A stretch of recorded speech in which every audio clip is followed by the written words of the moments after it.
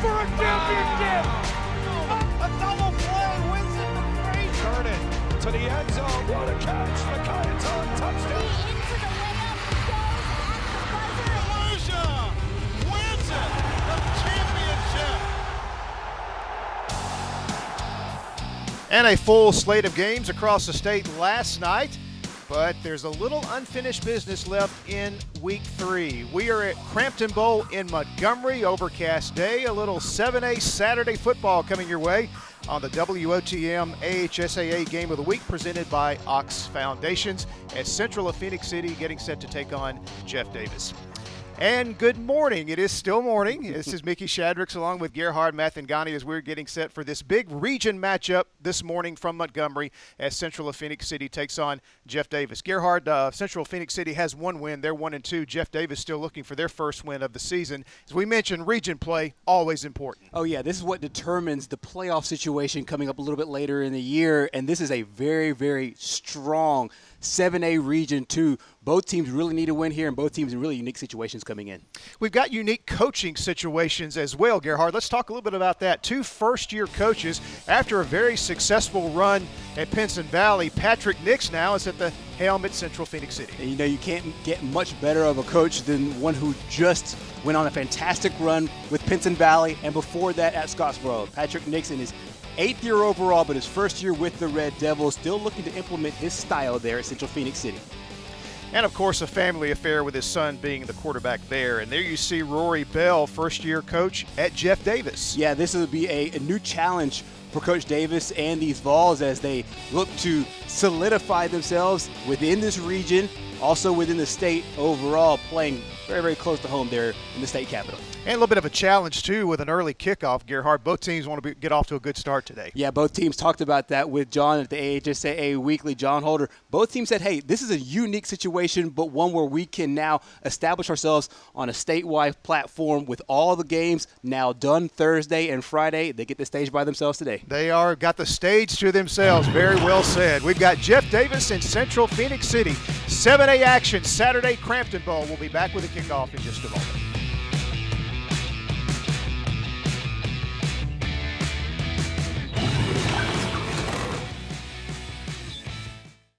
While you're at home with family for the next few weeks, don't put off scheduling home repairs. Call Ox Foundation for a free estimate. With more time at home, you tend to notice things you haven't in the past. Mold and moisture in your basement or crawl space, uneven driveways, stair-step cracks in your exterior brick, uneven floors and doors. If your home is showing weakness, it's time to get strong. How strong? Ox Strong. Stay strong, Alabama.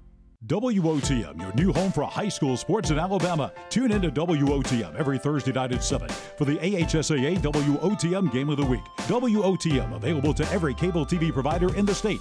If WOTM is not currently a part of your provider's lineup, call and request that they add WOTM. Thursday, September 17th, the Shades Valley Mounties travel to Mountain Brook to take on the Spartans live on WOTM. WOTM also your exclusive TV home for the football Super 7 and basketball, baseball, and softball championships.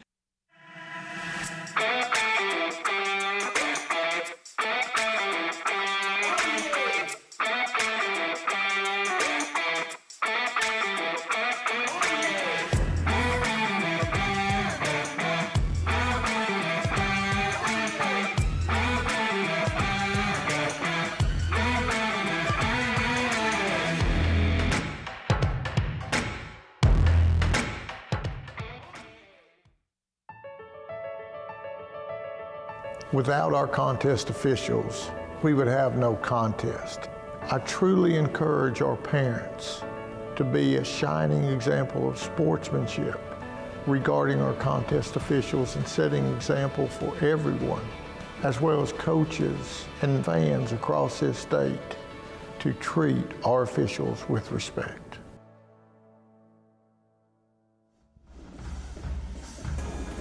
And just about set for the kickoff from Crampton Bowl. Central-Phenix City, Jeff Davis, 7A Region 2 action coming your way today here on the WOTM AHSAA Game of the Week. There you see Patrick Nix, we talked about in our open, his first year as a head coach at Central-Phenix City.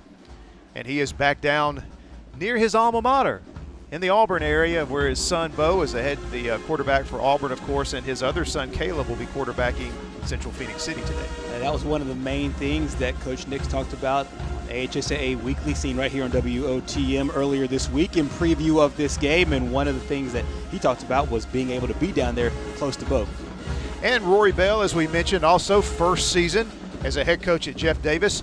And one of the things that stands out in the first few weeks of this season, Gerhard, is Coach Nix's team has had no trouble scoring. Even though they're only 1-2, they're averaging about 35 points a game. On the other hand, Coach Bell's squad, they're 0-2, 2 tough losses so far on the season for them against Sidney Lanier and Lee Montgomery.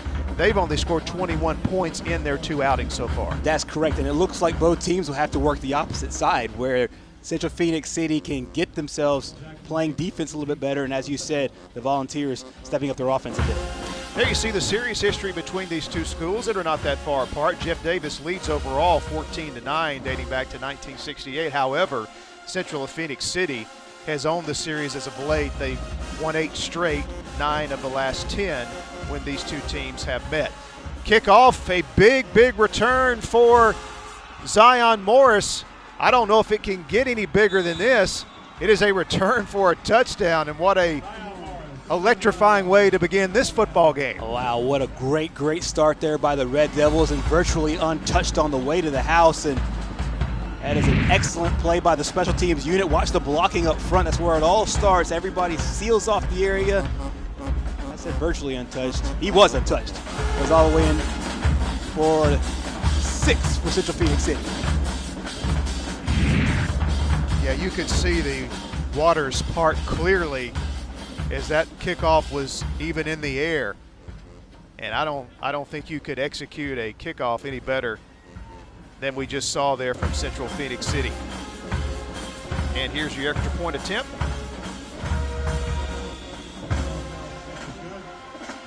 From Noah Pell.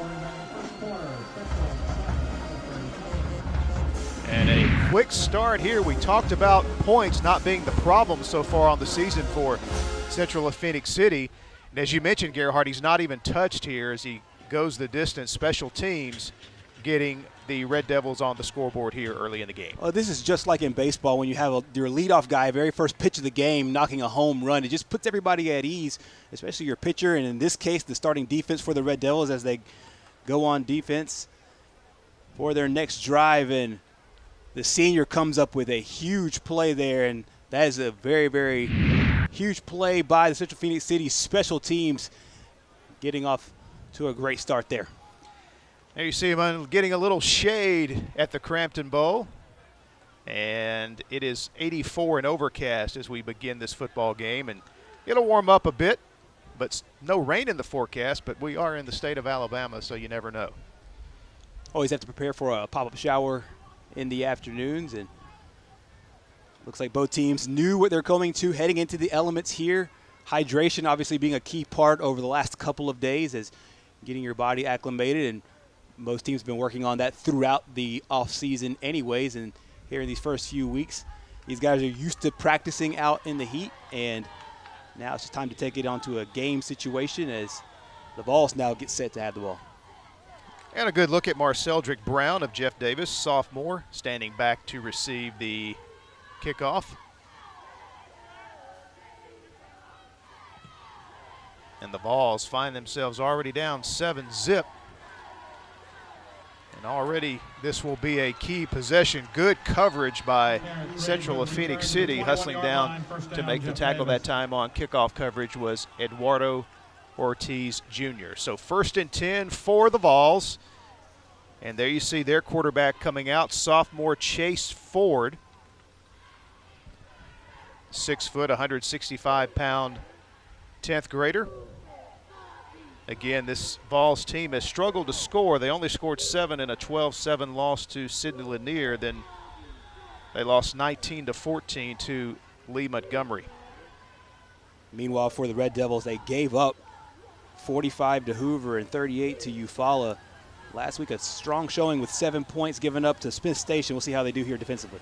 First down give to DeWante Peterson as he pounds over left guard for a gain of about DeWante Peterson with a carry. 3. Marion Parker made the stop, play game 4 yards. America's first down to begin this series for Jeff Davis. We'll call it 2nd and 6. They give him 4 up to the 25.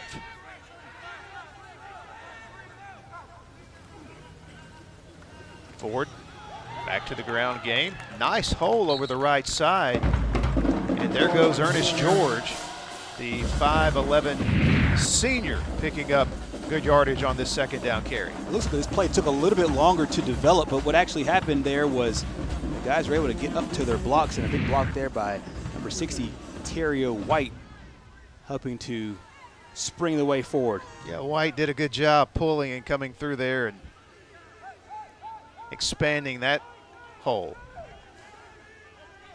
So America's first down for Jeff Davis. Good start for the Vols as they're out to the 32 now. 2 rushing plays, netting them 11 yards, and they stay with that ground game.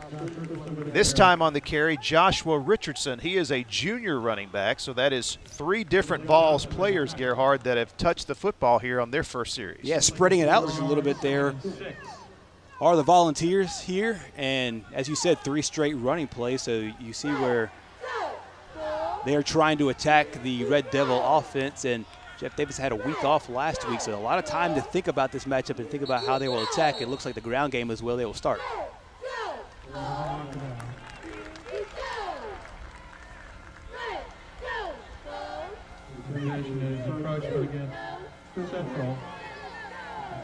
And a 5-yard offside penalty against Patrick Nix's defense, so that improves the situation here on 2nd down for the Vols. Well, you hate to give those up, especially those free yards, in a situation where you had pretty good defensive play the last game, and now you shorten the field a little bit for Jeff Davis. Ford, first pass attempt of the day, is tipped and almost caught. It landed right in the hands of the sophomore receiver, Donald Harris, who just couldn't quite pull it in off the deflection. Well, every team works on a tip drill. You normally see it working for defensive guys. Nice tip there at the offensive line, and as you mentioned, good recovery there by Harris, unable to pick it up though, so an important 3rd down and 1 here for the Vols. Central-Phenix City going to get flagged again. Is coming over too soon was defensive lineman Maki Gilbert.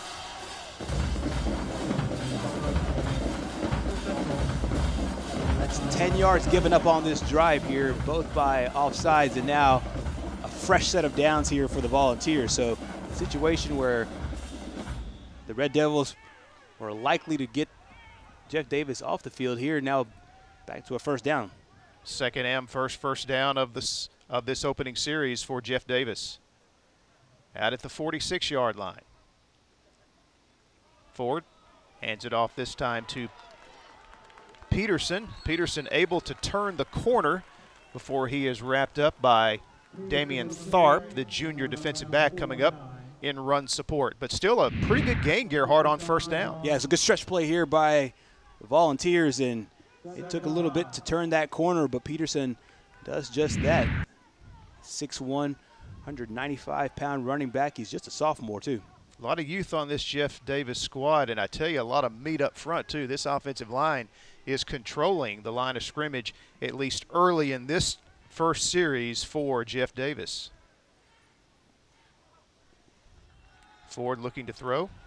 This pass is caught, and that is Harris, but immediately taken down on the play by Tharp, his 2nd tackle of the game. Well, a nice little pressure here by the Red Devils, but great job there by Ford. Getting the ball out, going about halfway to that 1st down marker on the 2nd pass attempt of the day for the Vols. Correction, that was Nathan Carpenter, the senior, making the tackle. So 3rd down and 2. And they're not going to get it. Great penetration that time up the middle from linebacker Malik Johnson. I don't think he got there, Gerhard, which if they don't, it'll create an interesting 4th and short. Yeah, very, very interesting 4th down, and I think you're right. I don't think that he got it, and as of right now, I don't believe the punt unit is out there. We'll see what Jeff Davis comes out here with, and maybe look for another hard count, see if you can get them jump off sides again and pick up another first down. Oh, and they jump off themselves. So a key mental error that time by Jalen Smith-White, the senior offensive lineman, coming out of his stance. So now that makes it 4th and 6 and more likely a punting situation. We'll see what Coach Bell elects to do here. Yeah, you see it all in his face right there about having the discipline there on offense, and had a situation where it was 4th and 1, and once again a penalty becomes the major part of the play there, because earlier in the drive they held and they were able to not jump off sides, got Central-Phenix City to jump off sides, picked up a first down, and this time they jump off sides, and here's another interesting call because it might be back to another 4th and 1 situation.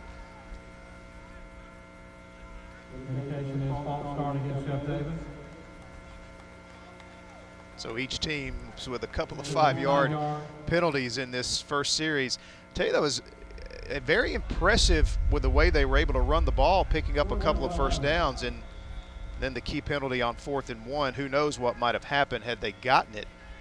But instead, they'll have to punt, and there you see big number 7, Tony Hardy Jr., 5'11", 228-pound punter. You don't normally see that buff a punter come out on the field. You normally don't, and you see the reason why he got the job, because that's a nice punt with a good roll. Well, that makes the 4th and 1 penalty a little easier to swallow, as Jeff Davis will down this one inside the 5. So Central-Phenix City will start from the shadow of their own goalpost here on their first offensive possession, as they have a 7-0 lead thanks to the kickoff team. It looks like early on the story of the game so far has been the special teams units. Central-Phenix City opened the game with a touchdown to start it off, and then here a great punt by JD, and now a chance to use this field position to their advantage. And our first look at junior quarterback Caleb Nix as he brings his offensive unit out on the field, 1st and 10 from the 3. And here's a little pitch to Devin Johnson. Our correction, that was number 7, Jackson Meeks, the senior. And he turns the corner for a huge gain as they get out of poor field position in one play. Oh, yeah, and that's a great block there by Zion Morris, the guy that scored the first touchdown of the game, helped seal off the play there for the Red Devils, and he was able to take it in for the first down and get out of the shadow of the end zone. Again, points have not been the problem for this Central-Phenix City team this season.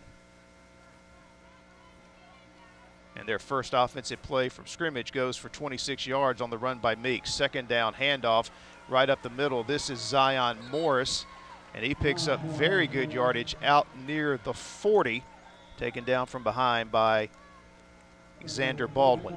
He's had a solid game so far.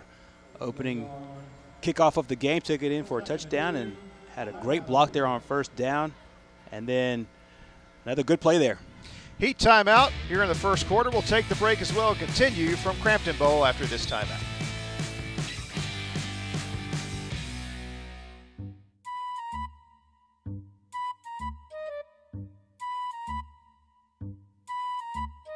Things a little bumpy in your driveway?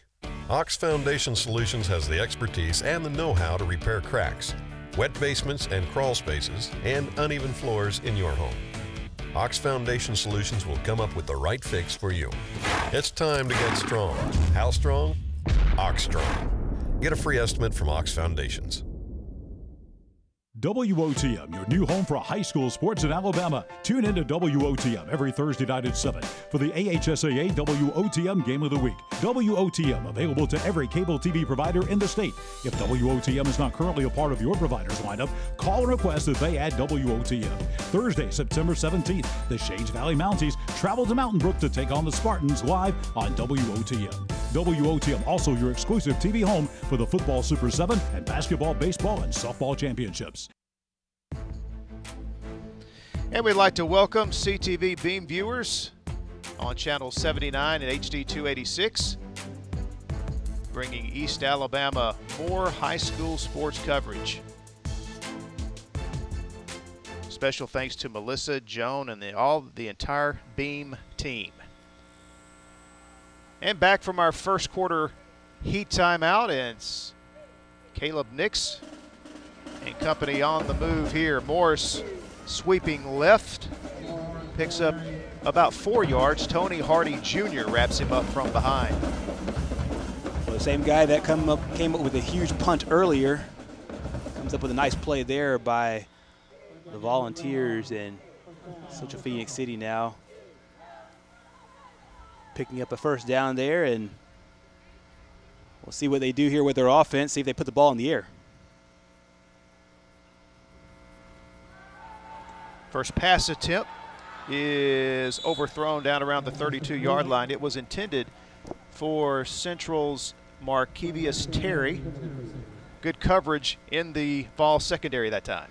Well, the playbook was wide open there, and you see what Central-Phenix City was trying to do, see if they can attack the secondary of Jeff Davis, but Jeff Davis did a good job playing back there and brings up 2nd and 10. You know, you kind of feel like you're looking at a younger version of Bo Nix. That's right. And for good reason. His younger brother, you and I were talking during the break, a lot of the similar mannerisms from the two Nix boys.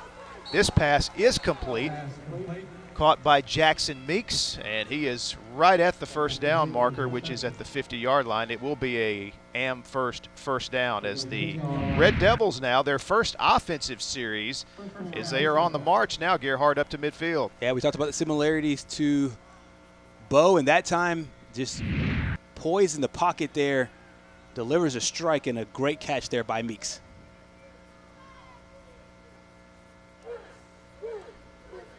And the delayed handoff. Morris, a huge hole. Nice footwork at around the 42, eluding one would-be tackler. He's inside the 35 on a nice gain of 16. Another first down. Yeah, it looks like another kind of a delayed play there offensively, and Morris is putting together a whale of a game so far. You're seeing all kinds of different abilities. First of all, in the open field as a kickoff returner, and then as a running back that time. We've also seen him have a couple great blocks there. He's a fantastic weapon so far, the senior for the Red Devils. Handoff. Morris, good patience there as he gave his blocks time to develop as he slams inside the 30. Gain of about 7, maybe 8 here to make it second down. We'll call it a gain of 6, 2nd down and 4. Give a lot of credit to this offensive line, though. Anytime you have these delayed plays that work out well, those linemen are getting to their blocks and creating holes there. You take a look at a very, very big offensive line unit. This is actually 2 teams with a very, very big and talented O-line that we have seen so far.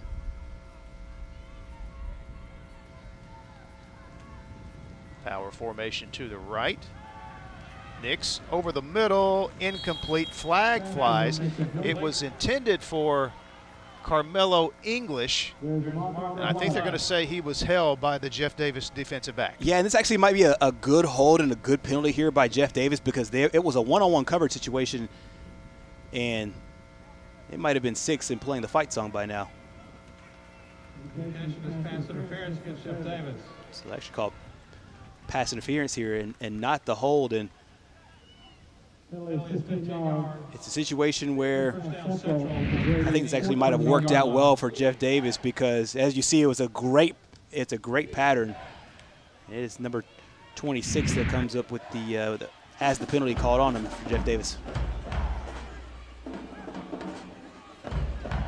So another first down by way of the penalty at the 14-yard line. Rush right up the middle, and Nix just able to get it off before he took the hit from Chris Williams, senior linebacker, coming through untouched. It's a great blitz call by the Volunteers defensive unit. Comes right up the pipe and really nowhere to go for Nix. He does his best to get the ball out, but great dial-up defensively by Jeff Davis.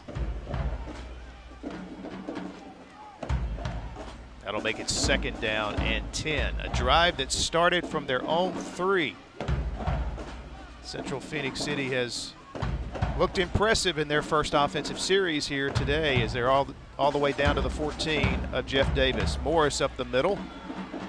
And he breaks it outside, and he's in for another touchdown. He gets one by way of the ground game to go with his kickoff return. 13-0, extra point to come.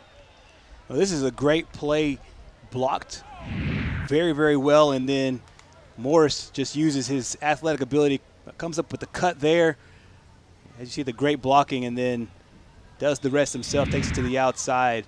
As you said, now already has 2 quick touchdowns in this ballgame. Very patient run again by Morris. And the extra point is good, so it is 14-zip here as Central-Phenix City marches 97 yards to extend their lead in the first quarter here against Jeff Davis.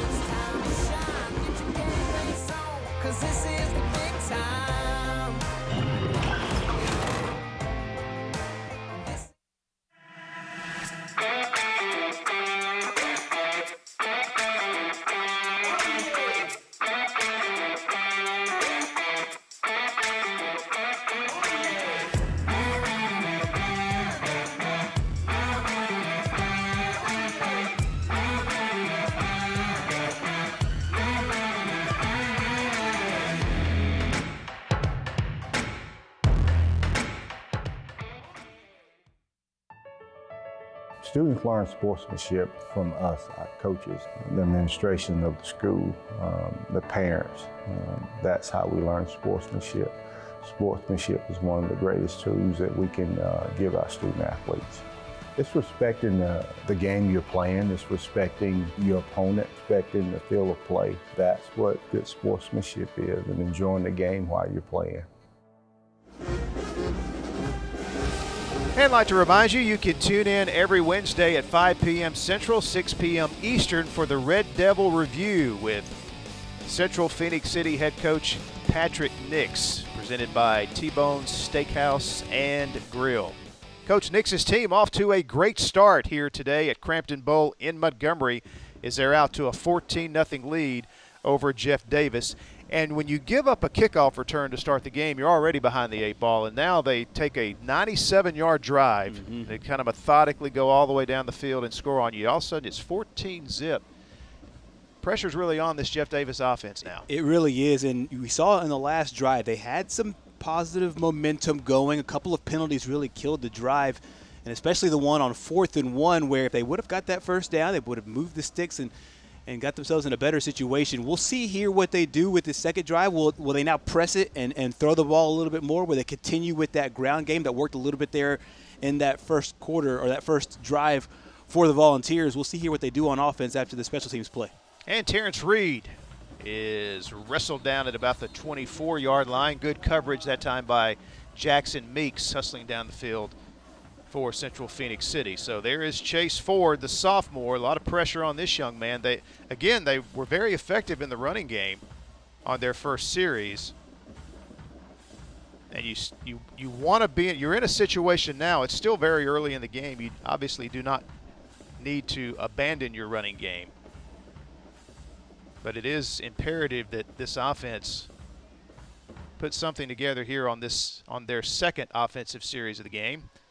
And a poor start to this drive as the running back, Ernest George, is thrown down by big number 92 for Central-Phenix City. That is Dylan Davis, the sophomore. Our correction, 91 on the play, and that is Jamari Jones, the senior. That was excellent pressure coming right up the middle, beats the one-on-one, and comes up with a tackle for a loss. And there was a moment there that it looked like he might be able to spring free, but good job there by Jones.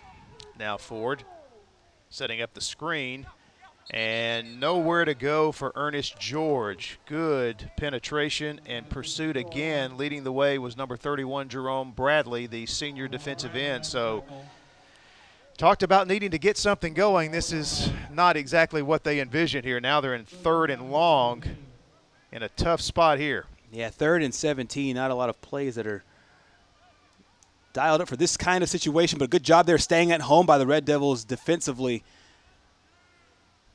We'll see what the Volunteers do here in what looks like a must-pass situation for Mr. Ford. And they just get the play off with 1 second on the clock, and the pass is incomplete at the 38-yard line.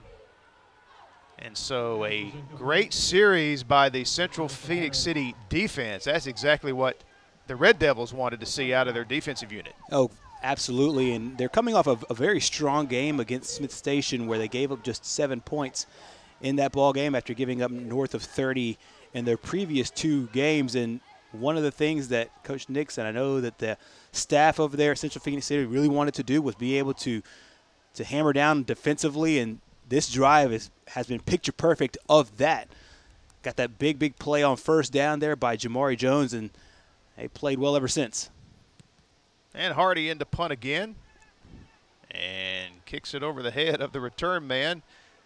English, though, goes back and gets it, and look at him turn this into a huge positive gain. Still on his feet, finally taken down from behind by Jeff Davis's Christopher Moore. But another great play on special teams. And speaking of great plays on special teams, this is how we began the game. Moore is fielding the game's opening kickoff from the 21-yard line and goes untouched to the end zone. That's how we got started here. And then Morris once again, this time on offense, picking up the first down there and then picking up the touchdown here. He's got 2 scores so far in this game. Having a excellent game, and then follows up with another big play there on special teams. Does Central-Phenix City, and we will have an illegal block in the back, it looks like, on the punt. So this will come back. So still a solid return overall. Central-Phenix City there will start a little bit further back than that punt return. So the good return negated by penalty, as Coach Nix's team will get the ball back here late in the first quarter. Big difference. Instead of being on the other end in Jeff Davis territory, they begin 1st and 10 at their 31. Here's a handoff right up the middle. First carry of the game, that time for Central-Phenix City's Jamarcus Banks, a big 180-pound sophomore running back. They have so many weapons there over at Central-Phenix City, and we're seeing it on display here, both in the running game and in the passing game. A lot of weapons and a lot of different kinds of skills and abilities that you have to account for with the Volunteer defense. 2nd down and 4. Nix zips it, completes it, and it'll be a first down as Carmelo English on the receiving end for another first down. Okay, give a lot of credit here to number 9, Tommy Griffith Jr. Watch the block here on the outside.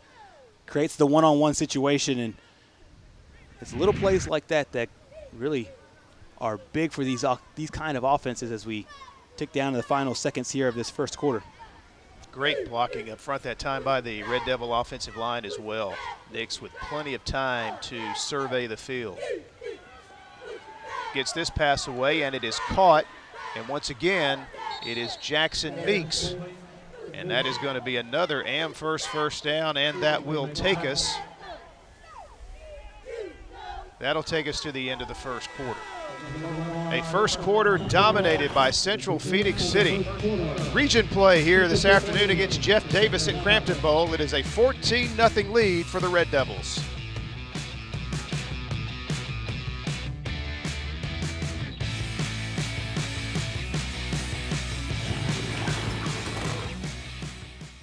Hot under the collar because your basement is full of water? Call a local company you can trust. Ox Foundation Solutions. We use the most advanced water management system to stop water from invading your basement for good. Things feeling a little uneven at home? Ox Foundation Solutions will fix your uneven concrete sidewalk, driveway, or basement in no time. Ox Foundation Solutions has the best plan to keep your home safe. If you are experiencing any issues with your sidewalks, basement, crawl space, or foundation, get a free estimate from Ox Foundations.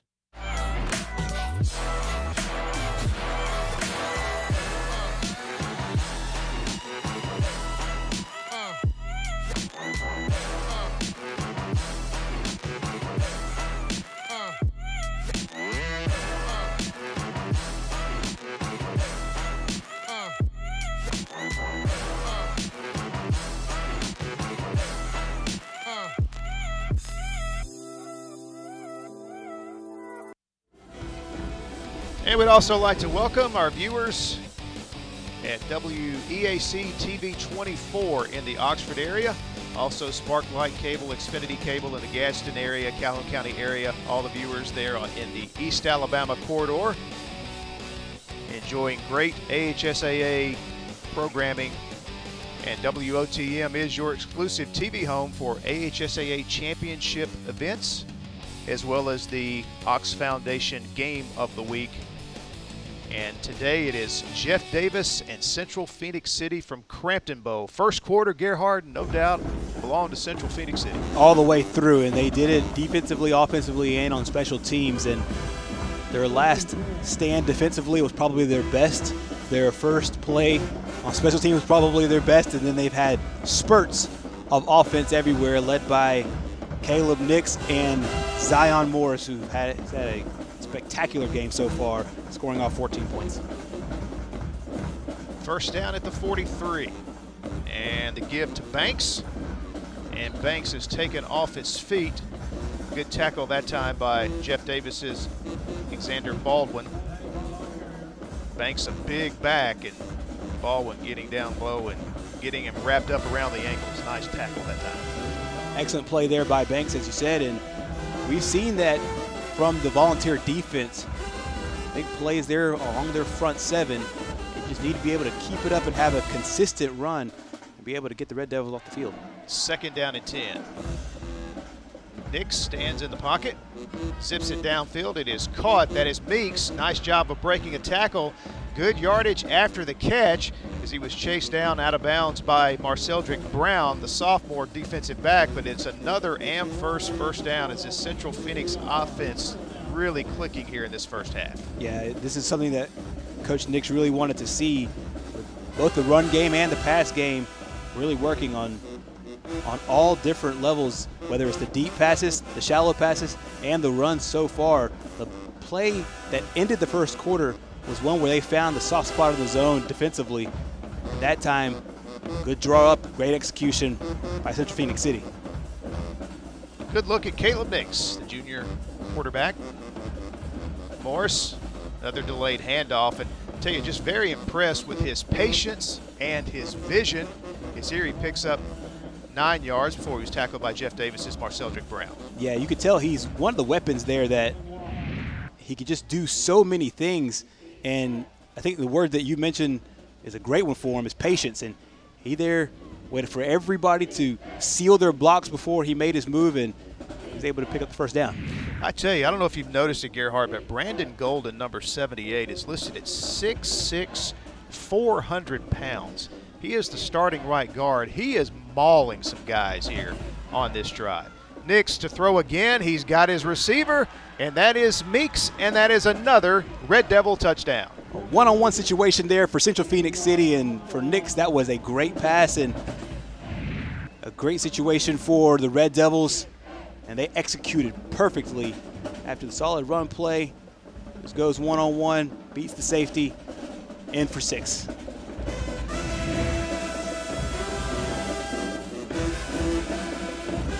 Good way to begin the second quarter for Central-Phenix City as Nix has his first touchdown pass of the game. Nix to Meeks. And the extra point is right through there by Pell. And it is a 21-0 lead for the Red Devils. As we go to break, another look at Nix to Meeks. All Central-Phenix City here so far at Crampton Bowl.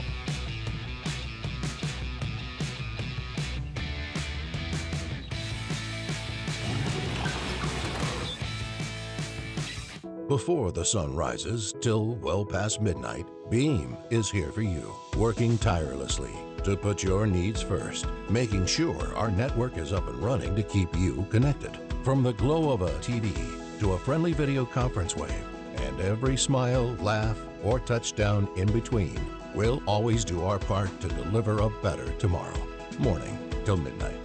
Your Beam, your way. Call today and we'll get to work for you. Your health is everything. It is your wealth. Your family's wealth. Being and staying healthy is the only security you can give to yourself and loved ones. your family. With a multifaceted approach to health and wellness, our family will assist and guide you in that quest. Live responsibly. Join our family. Call and make your appointment today.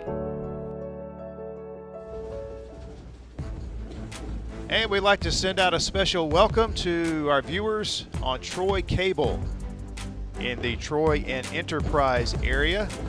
And Gerhardt Enterprise off to a good start this season. That's correct, and of course there will be a lot of interest over in Enterprise for this game, with Enterprise also being one of the teams in this area and in this situation where they will play Central-Phenix City coming up 1 week from now. They'll come up in week 4. So a lot of interest there in Enterprise, as you said, off to a great start as well. And Central-Phenix City off to a great start in this game. Started quickly with the kickoff return for the touchdown to start the game. And since then they've scored 2 more touchdowns, and here early in the second quarter it is 21-0. And there you see the senior kicker Noah Pell already with his 3rd kickoff of the game, and standing back to receive is Joshua Richardson. Well, the Vols could use a big play out of special teams. Oh, for sure, and they've got a couple from their punting unit, but now looks like they could use one as they receive, and they'll get some free yards here. Yeah, they'll take this penalty. Start the drive with some decent field position. And as you said earlier, when they were down 14-0, I think it still stands here with a lot of game still to be played here for Jeff Davis. I don't think it's point chasing time just yet. I think you continue to stay within the offense. And what that means for Jeff Davis is continue to mix up the running and the passing. And they've done that so far to this point. We'll see if they put the ball in the air a little bit more on this drive, but I think their first drive was the one that was the most successful outside of the penalties. See what they do here as they line it up again, looking for their first points of the game. And there's a Wildcat, and I believe that was Donald Harris, the sophomore, showing some nifty running. Picks up good yardage on first down for the Vols. That's right, mixing it up just a little bit there. Chase Ford not on the field. Here going with the Wildcat, showing Central-Phenix City a little different look. And they stay with it. This time, though, it's a handoff as Terrence Reed unable to turn the corner thanks to great defense that time by Siraj Muhammad. That's correct. The defensive back comes in and beats the guy blocking him, and then comes up with a nice tackle and then gets a little bit of help from Taekwon Mayo. Even able to shed the hold and still make the tackle. That's exactly right. And we're seeing from Jeff Davis as Ford comes back into the game for the Volunteers, looking to get the ball to the outside against Central-Phenix City. And the Red Devils doing a good job of holding them both on the last drive and this one. 3rd and 4. Ford's pass is incomplete. Well, that was just blanketed coverage. And it was Muhammad in on the play again as he was all over the receiver without interfering. Just great defense. That's right. And right there, perfect spot. And this is a great pass here by Ford. Gets it to the spot that he wanted, but better play by Muhammad. Getting his hands in there, breaking it up, and bringing up a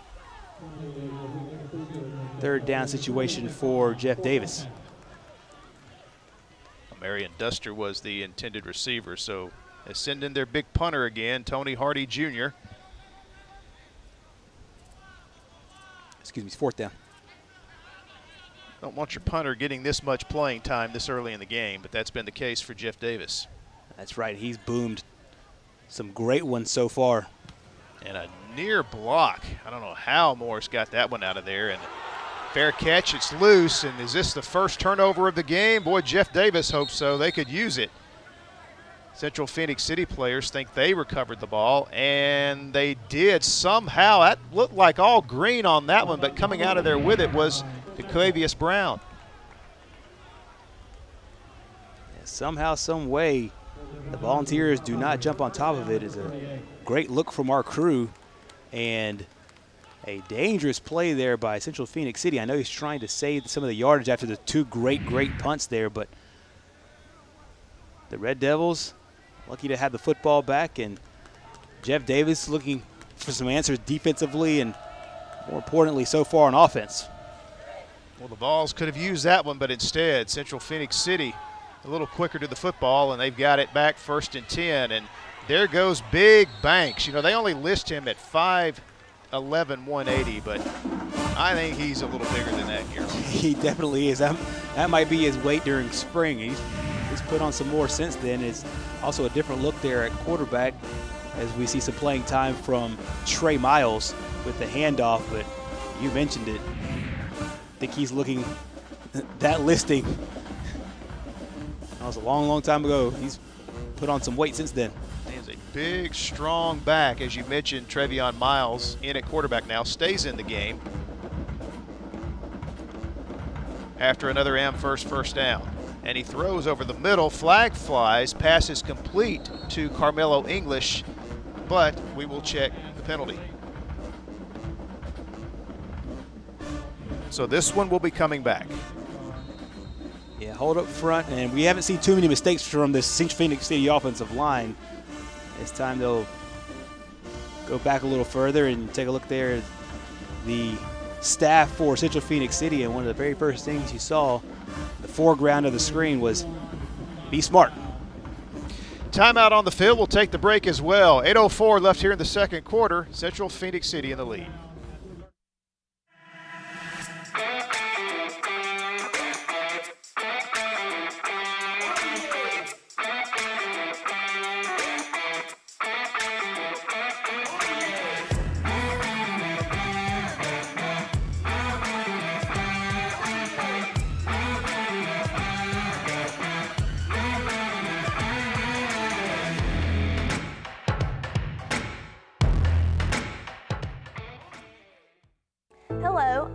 Sloan with the City of Oxford, with a word about one of our city's most precious resources, water. Clean water enriches our lives in so many ways, but we cannot afford to take it for granted. Remember, every time you pour something unnatural down the drain or in the environment, and every time you litter, our beautiful lakes and creeks suffer. Our city is beautiful. Let's all join together to keep it that way. Stop pollution where it starts, and help protect our waters for life. Wow, if you're in the Montgomery area, you can only receive WOTM and all this outstanding high school sports programming if you're on Spectrum, channels 80 and HD 701. Wow. Spectrum viewers enjoying the game so far today. It's been Central-Phenix City, though, dominating here in the first half with a 21-0 lead, and they'll have the football out of the timeout. A look into the huddle and Coach Patrick Nix. They're drawing up the schemes offensively, and for the longest time he obviously had his sons, Bo and Caleb, and now also with Trey Miles, the senior, getting his shot with the Red Devils. And as we said earlier, this first year with Central-Phenix City is kind of a perfect situation opened up with Bo making his mark down close by over at Auburn University. First and 24 after the penalty. Miles, low snap, a whistle stopping the play.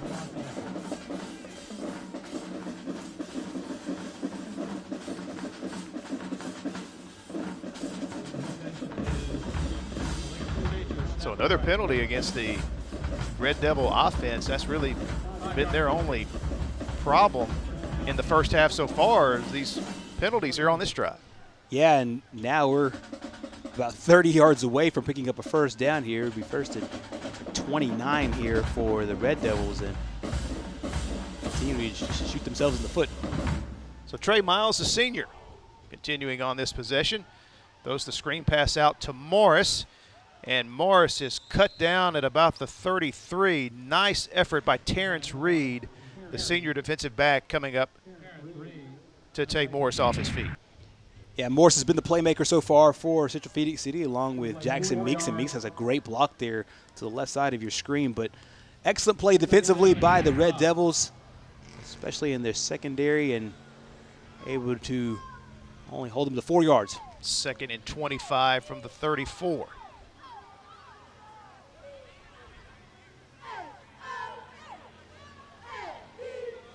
Miles goes over the middle, receiver wide open, makes the grab inside Jeff Davis territory.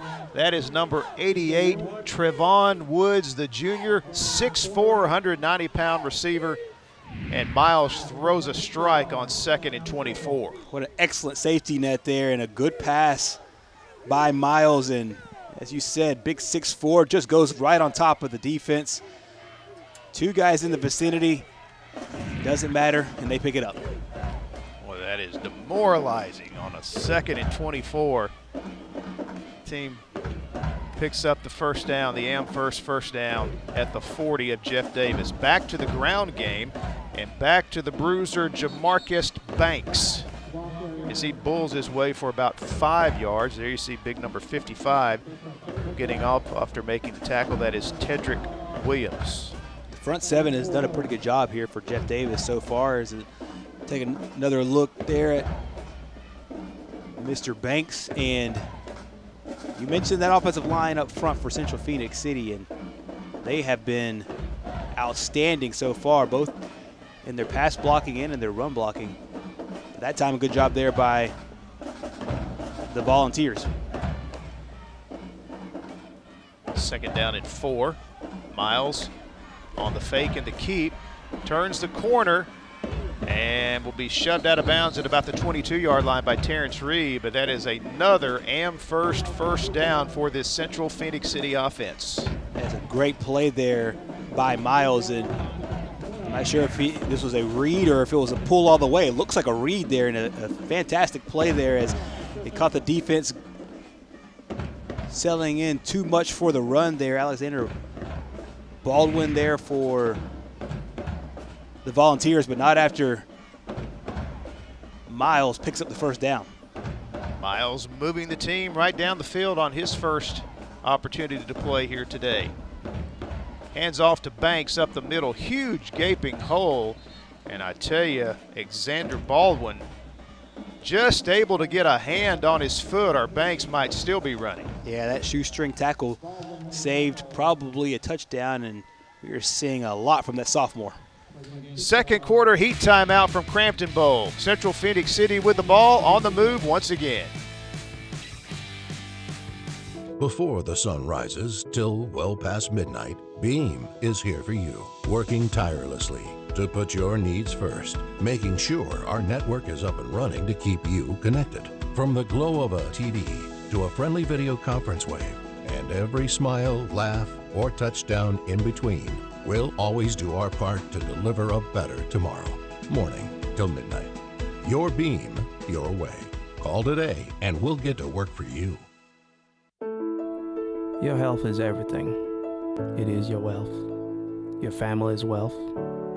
Being and staying healthy is the only security you can give to yourself and loved ones, your family. With a multifaceted approach to health and wellness, our family will assist and guide you in that quest. Live responsibly. Join our family. Call and make your appointment today. And a reminder coming up on Thursday at 7 p.m., a great WOTM AHSAA game of the week as Shades Valley will take on Mountain Brook, who is back down in Class 6A this season. So they're number 1 as well. So it should be an interesting matchup as the Mounties go up against the Spartans on Thursday, 7 o'clock kick here on WOTM and across the state on the AHSAA TV network. 2nd down and 4 as we resume play out of the heat timeout. Miles swings it out to Banks, catches it out of the backfield, shows his versatility. Tackled by Christopher Moore of Jeff Davis. Very well designed play there by Central-Phenix City. Just sneak Banks out into the backfield, from the backfield, just right out there in the flats, and Miles does a good job of getting the ball to him, and he does the rest right before getting tackled there before scoring a touchdown by Christopher Moore. Jeff Davis brought the blitz that time, but Banks slipping out of the backfield and had the right play called against the right defense. Another Amherst first down as the drive continues from inside the 10, 1st and goal. Miles on the keep, races to the corner and dives. Did he get inside the pylon? Touchdown, Central-Phenix City. For the second time on this drive, he comes up, Miles, with a great pull. That time faked it to Banks. Did so earlier in the drive. Takes it all the way to the pylon, dives, and comes up with another big score here for the Red Devils. So an outstanding job, Miles, coming in the game, getting his first action at quarterback, and no drop-off whatsoever. They march all the way down the field, and Miles with several big plays on the drive, including the 8-yard touchdown run to cap things off. Extra point by Pell is good. Lead now 28-0. 5.5 to play here in the first half from Crampton Bowl. Huge region matchup in 7A Region 2, all Central-Phenix City so far.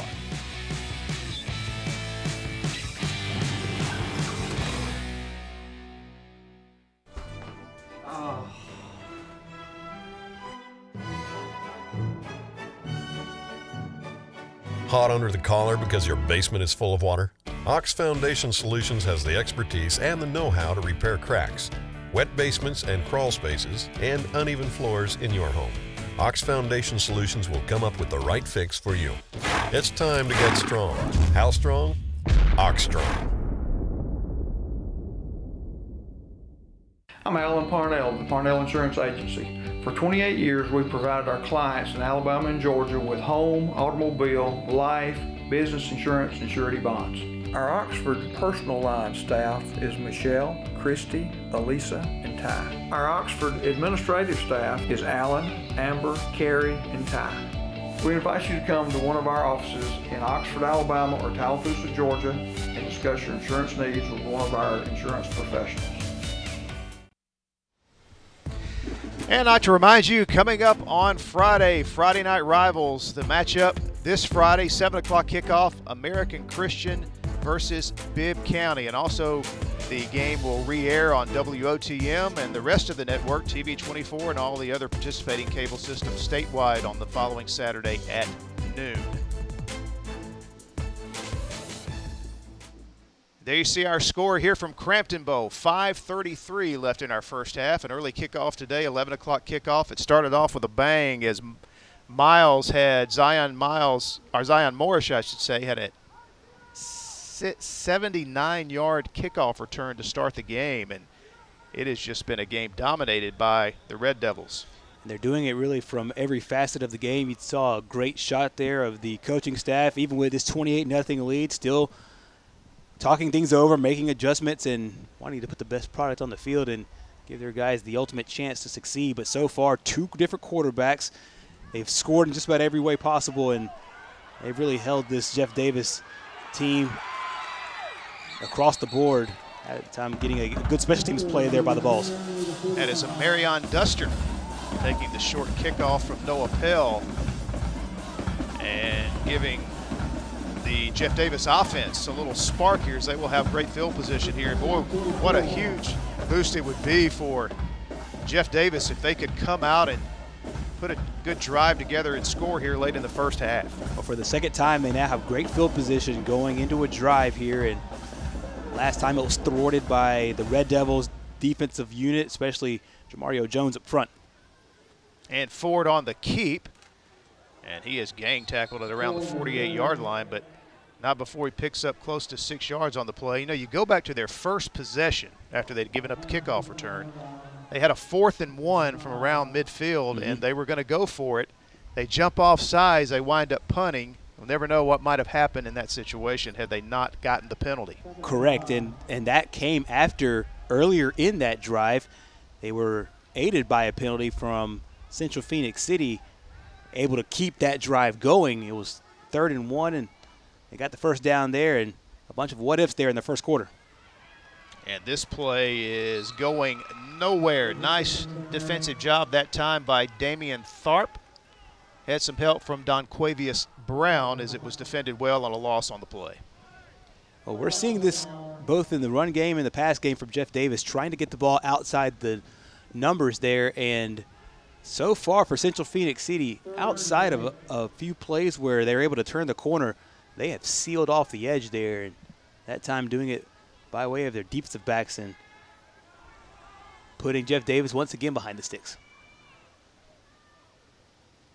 Yeah, tough situation here on third down. Ford fires downfield, and it is picked off by Siraj Muhammad.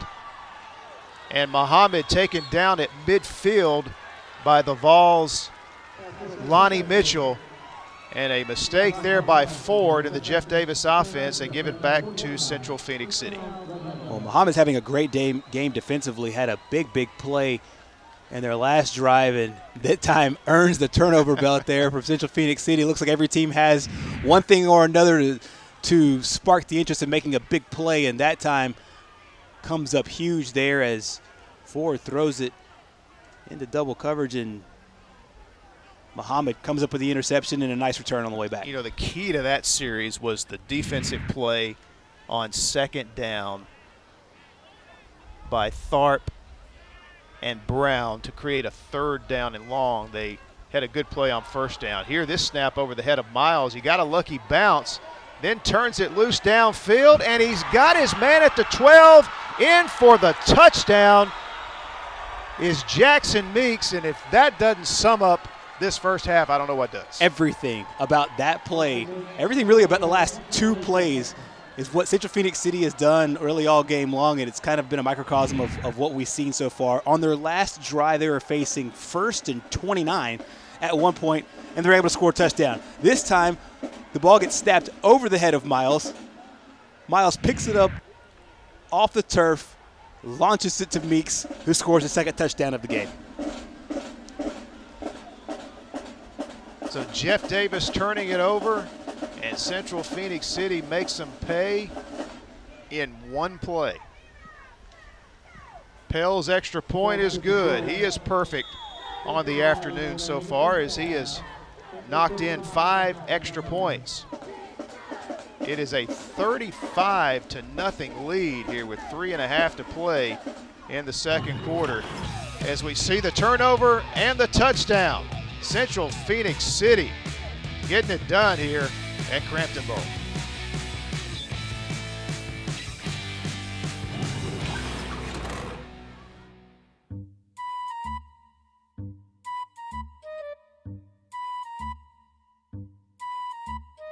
Things a little bumpy in your driveway?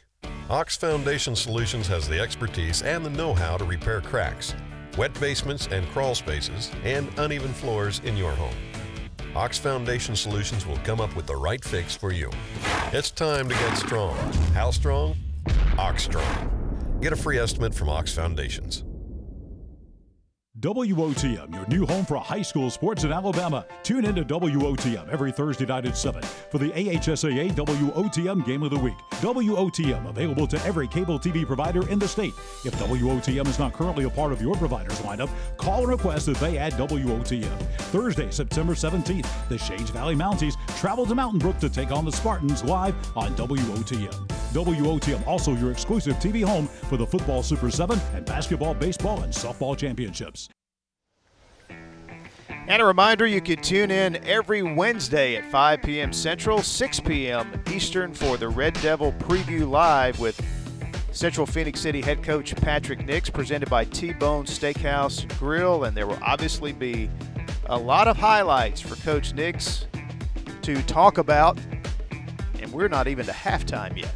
Yeah, they have put together a whale of the last 6 quarters. They won their last game 35-7 over Smith Station to come up with their first region victory of the year, and already up 35-0 here. So after a very rocky start in their first 2 games, 2 losses, gave up a lot of points to both Hoover and Eufaula in their first 2 games. They have now outscored their opponents, Smith Station, and here today against Jeff Davis, 70-7 so far. So a nice turnaround there by the Red Devils.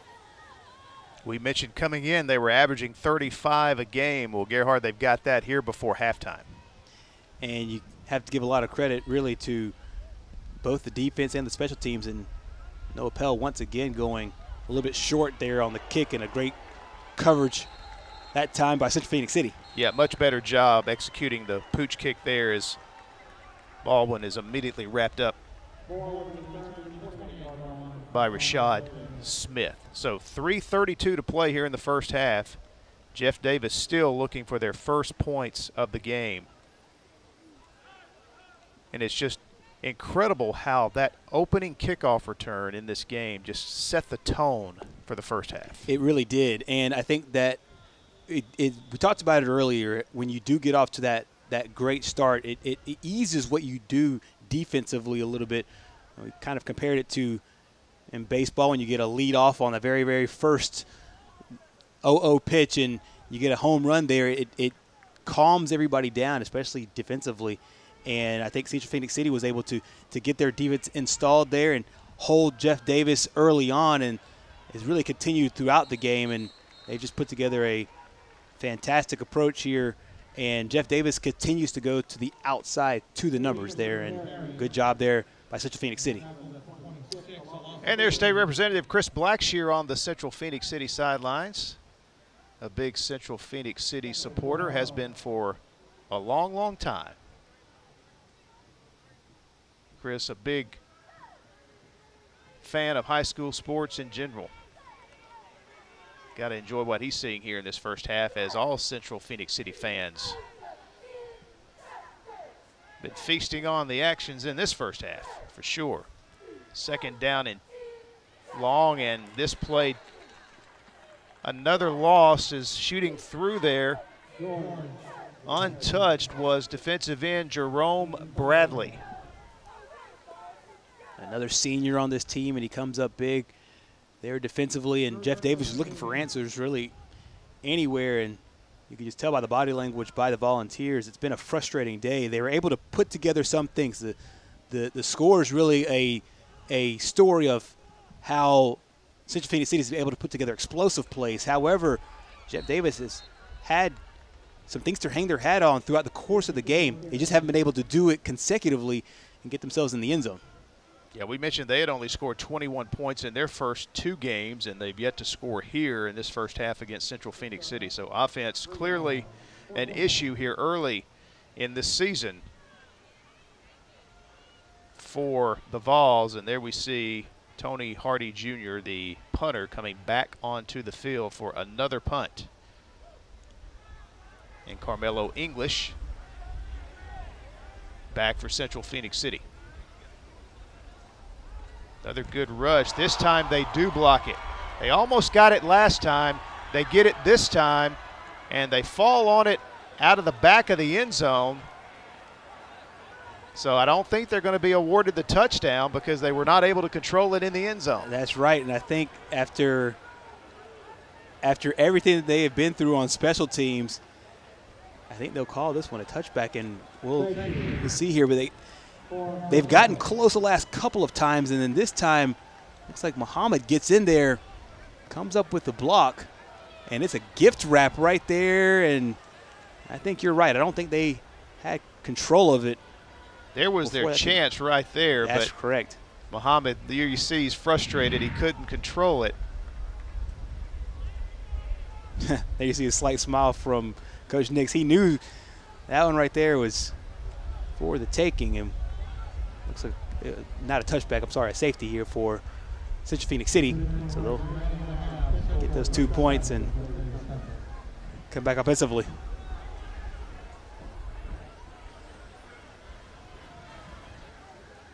And our WOTM AHSAA Game of the Week is presented by Foundation Solutions. Thanks to Kevin Weber and everyone at Ox for their support of high school football this season across the state of Alabama.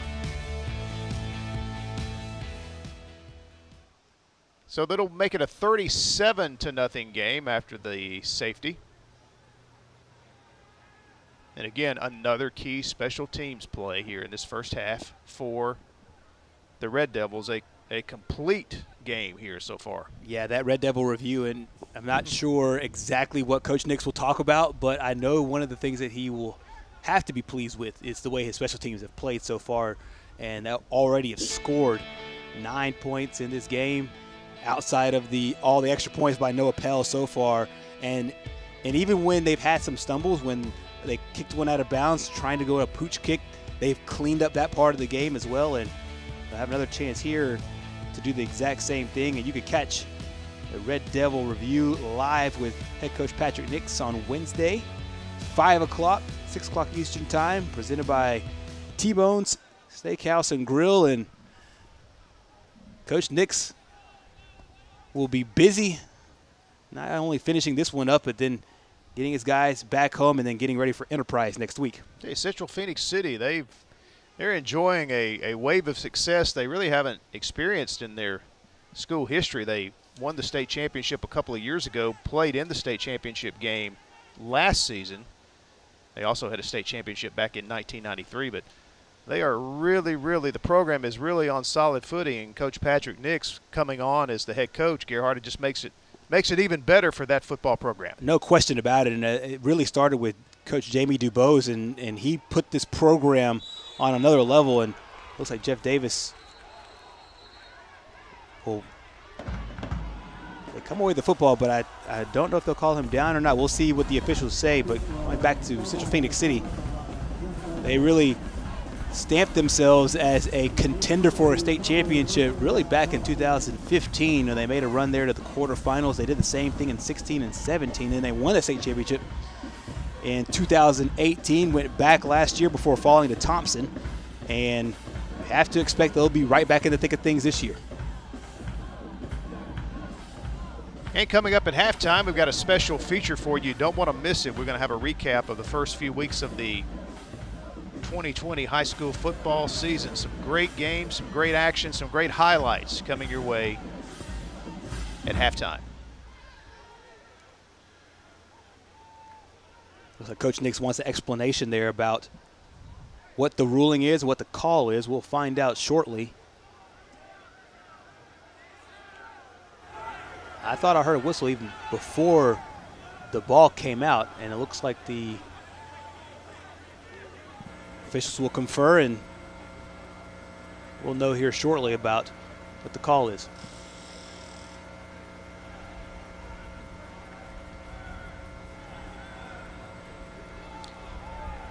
And while they're sorting things out on the field here at Crampton Bowl, we'd like to remind you if WOTM is not part of your provider's channel lineup, you can call and request that they add WOTM and all this outstanding high school sports programming. WOTM home to all of the AHSAA championship events in the state of Alabama.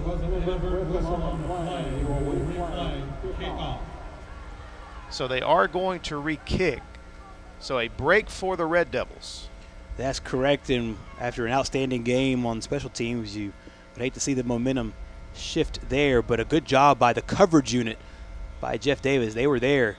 So Edgar Diaz will line it up again and kick it off. So Diaz kicks it out of bounds.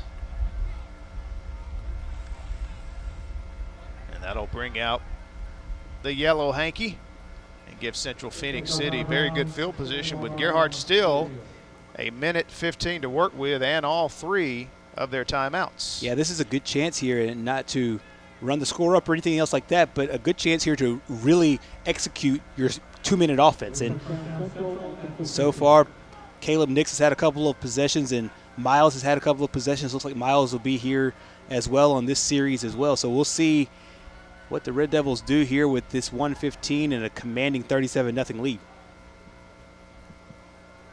As they snap it from midfield, 1st and 10. Miles stays in the game. Over the middle he goes, receiver wide open, and that is Carmelo English. Big gain on 1st down. Yeah, we've seen English in a lot of different situations here for Central-Phenix City. And that time going down the field and picking up the first down. As we go under a minute to play, first half, 1st and 10 at the Jeff Davis 22. Trey Miles. Coach Nick staying with a hot hand here as the senior has come in and looked really good here in this first half. Goes up top toward the end zone. Receiver is open and could not haul it in. Carmelo English had to look back over his left shoulder and unable to bring it in. And they got exactly what they wanted there, the one-on-one situation, and not a terrible pass by Miles. It's not a catchable ball. Had to turn around to try to catch that one. Had exactly what they wanted, and we've seen lots of plays being made so far by this receiving group for Central-Phenix City. It's really been across the board, including Banks, who's come out of the backfield and had a very productive game as well. But between Jackson Meeks and Carmelo English, they're having a great day in the passing game. Handoff up the middle, Banks. Nice cut outside, back inside, and finally the green jerseys catch up to him and stop him after a gain of 6. Banks just a sophomore for Central-Phenix City, so a lot to look forward to for Coach Nix as they try to put together this offense over the next couple of years, and even in this year as they chase a 7A state championship after a very, very strong first half. All right, that'll take us to the end of the first half. A lot to clap about if you're a Central-Phenix City fan, with a 37 lead here at the break. Coming up at halftime, a special feature. We're going to look back to the Kickoff Classic games, and we'll also have highlights from all the games from weeks 0 through week 3. That's coming up for you here at halftime. Don't crack under the pressure of foundation issues. The certified specialists at Ox Foundation Solutions can permanently fix foundation problems at the best price guaranteed. And did you know, moisture and unsafe air from your crawl space can infiltrate your home, causing health hazards and high utility bills. Ox Foundation Solutions has the best plan to keep your home safe. If you are experiencing any issues with your sidewalks, basement, crawl space, or foundation, get a free estimate from Ox Foundations. WOTM is the television provider for all Alabama High School Athletic Association championship events and special programs. WOTM is your home for the Super 7 football, state finals basketball, baseball and softball state championships, the AHSAA weekly show, and WOTM also produced the first ever football playoff show, Super 7 preview show, and reclassification reveal show. Your exclusive home for all things AHSAA is WOTM. Contact your local cable provider to request WOTM to your channel lineup.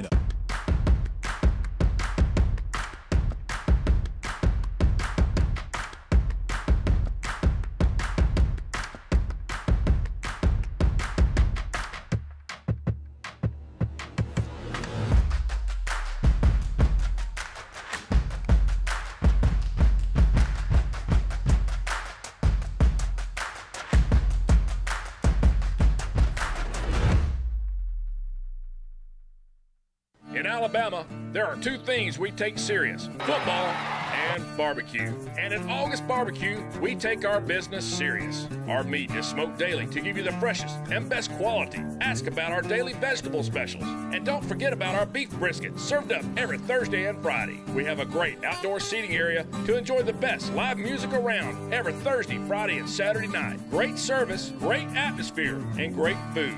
August Barbecue. You can taste the difference. Well, it was a dominating performance tonight by Prattville at the AHSAA Kickoff Classic with an impressive 40-10 victory over Wetumpka.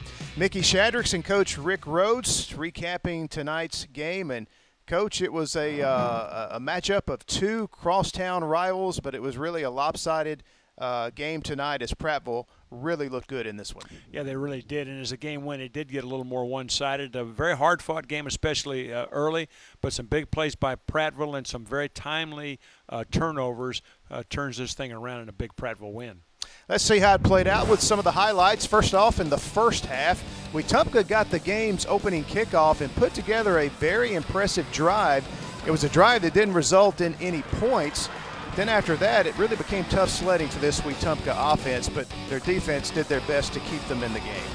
Yeah, it took them a long time to get going afterwards, but Prattville is going to come out smoking from the beginning. A nice slant route over the middle to Xavier Smith, and then the bomb over the top. Beautiful throw and catch right there to Altarius Bates from E.J. Owsley, and the Lions are on the board.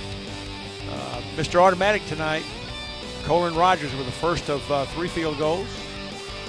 Yeah, he had a great game tonight, kicking field goals and also kickoffs. A great game for the junior Colin Rogers. Second half highlights, Coach. It was more of the same. Prattville going deep here. Good play defensively by Wetumpka, but there were some costly turnovers, a couple of key turnovers in this second half that really killed any chances that Wetumpka had. And this one really was a big turning point in the game right there. But Wetumpka will try to answer here. We see Bowman on the speed sweep, which will get Wetumpka on the board.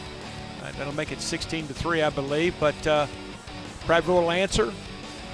Post route right there, very well thrown ball. Nice catch right there by Spencer Roy, the tight end, and burst through the middle into the end zone for the score by a guy that had a big night, Albert Taggart, the 6 foot, 205-pound junior running back. Second big turnover right here, and Prattville really will never look back after this. Another tight run into the end zone. Wetumpka will try to answer with a score, but a little too late, and Prattville will put the icing on the cake by this touchdown run by O'Marion Parks, the young running back, and it was a red and white night. You see the totals right there. The two things that really stand out: 270 passing, a big night for Owsley, 16 for 24, and 0 turnovers for the Prattville Lions. And the Prattville Lions pick up the big win over Wetumpka to begin their season 1-0. Wetumpka falling to 0-1.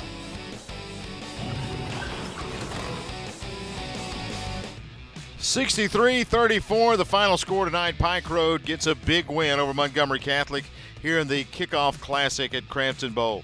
Tommy Wood along with Coach Rick Rhodes, and we had the pleasure of bringing you this action tonight. And, Coach, you look at halftime, you've got Catholic leading 27-22. They had made all the plays offensively. They give up, they go up 34-22, and then all of a sudden Pike Road just explodes offensively. Yeah, they really do. I mean, it looked like it was going to be a Catholic night, but I think you saw a couple things that happened that really changed this thing around. First of all, the Pike Road front finally is able to put pressure on Catholic's young quarterback. And that seemed to turn everything around, caused some turnovers, and the game was never the same after that as we go into the highlights. You look at the first half, really neither team could stop the other, Coach. And, you had great passing plays by Hooks, and he's able to hit Durham, and they just had a great first half. But every time that Pike Road would score, Catholic appeared to answer, and vice versa. So both teams able to light up the scoreboard in the first half.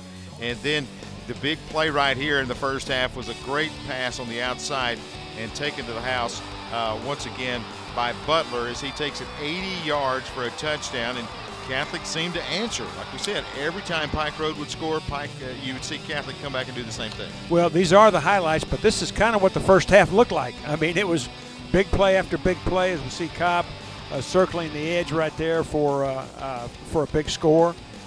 Just really electrifying offensive plays. The deep ball right there for the score. Carter able to get behind the secondary there and cash it in. Right before halftime, Pike Road a chance to score. Instead, they are stopped there on 4th down. But then in the second half, you see Catholic right here going deep. A great catch and a great powerful run once again by Butler. And that is the only score in the second half for Catholic, because at that point, you felt like, okay, they're leading by 12. Can Pike Road come back? Well, the answer is yes. Well, and this is a big play right here. Right when it looked like they were on the ropes, this was a long yardage situation. Pike Road is going to get the big pass for the score. Then Junkins is going to take it in for a touchdown. A defensive stop right here. And the game seemed to turn. And you're going to see the Pike Road defensive line really assert themselves. And this young man, I mean, I don't know, was a star born tonight? I think so. He's worth the price of admission. I guarantee you that. Yeah. Again, very elusive, but you see the pressure starting to get to the young quarterback for Catholic, and it really forces 3 interceptions in the second half, and Pike Road continued to capitalize on those interceptions. And the great receivers for Pike Road asserted themselves as well on both sides of the ball. This is a quote receiver playing pretty good defensive back right there. And the Patriots get a big win tonight, 63-34, as they grab the win tonight in the Kickoff Classic. Folks, it's just the beginning of a football weekend. We've got more action coming your way tomorrow night from Crampton Bowl. Prattville taking on Wetumpka. We'll round out our weekend on Saturday with the Go Gold Bowl from Alabaster. The Thompson Warriors taking on the Oxford Yellow Jackets right here on WOTM. So looking forward to a great weekend, and I know we're all happy to be back bringing you high school football right here on WOTM, presented once again by Ox Foundations. A rainy night in Alabaster, and it was raining points here as Thompson gets a 56-34 win over the Oxford Yellow Jackets here in the Go Gold Bowl for 2020. You look back at this ball game, and what an exciting game we had, Mickey. 56-34, the 22-point loss for Oxford, and they fell behind 21 early, and that's kind of the story of the ball game. Just could not catch up after that initial wave that hit them from Thompson. Yeah, Thompson won that first quarter 21-zip. Other than that, Tommy, it was pretty much an even game from the second quarter on through the fourth. Trey Higgins really had to carry a lot for Oxford. We saw a much more balanced attack out of Thompson. Bottom line, for first game of the season, I was really surprised at how well these two offenses executed here in this game tonight. Plenty of highlights to talk about tonight. Let's take a look at how it all went down. The first period, again, you look at Thompson, they get a big stop on fourth down. They go to Crockett. He crashes into the end zone for an early 6-0 lead. And then Thompson was not done. Trey Roberson gets the catch here from Harrell, who really was a phenomenal quarterback tonight. Harrell again with a touchdown. He throws it deep, dropping the deep ball in there. Able to scamper out here to the left. He's going to get a touchdown rushing here after the spin move at the 2. Thompson was off and rolling with a big 14-0 lead. Oxford, though, able to come back after actually a 21-0 lead. They go long to Rock Taylor, his first touchdown of the night. But Thompson continued to answer time and time again, Mickey. You look right here, Crockett out of the backfield, able to get in for the touchdown. And Oxford forced to go to the air game to try to get some points here, and Rock Taylor with another big catch. What a game for these two quarterbacks. Trey Higgins carrying his team. You mentioned Harrell. Harrell had 3 rushing touchdowns and 3 passing touchdowns in this game for Thompson, and then, of course, Crockett with the outstanding game as well. Just so many outstanding players in this game. Plenty of weapons on both sides of the football for both teams. Great pass right here to Daly for another touchdown for the Yellow Jackets as they kept pace after that first period. Right here, though, right before halftime, a big key play in the ball game as you had the Pepins pick it up on the kickoff. Looked like it was going to lay there, and they were going to run the clock out. Instead, he's able to get a huge return into Thompson territory, and then they're able to get the running game going. And Trey Roberson with the assist to bring in Crockett for a big touchdown right before the end of the first half. Oxford gets a good break here to open up the second half on the botched kick, but the defense stiffened there. Oxford's defense played much better in the second half. Great catch here by Daly, even a better run after he makes the catch. Oxford continues to keep up, but it's just too much Marcus Harrell as he's able to scoot in for another touchdown, and then a well-thrown pass right here, drops it right in there for another Thompson score. Oxford did pull to within 14 in that third period, but again, Thompson finishing strong down the stretch. 56-34, your final score. Thompson gets the win.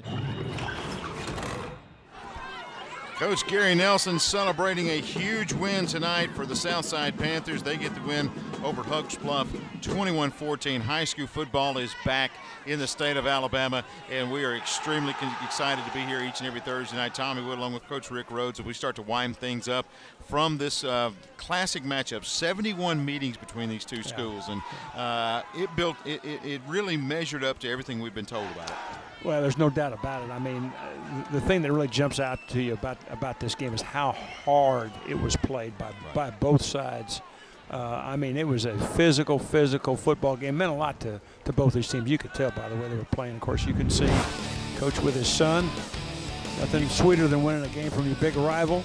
You can tell from the highlights it was a physical game.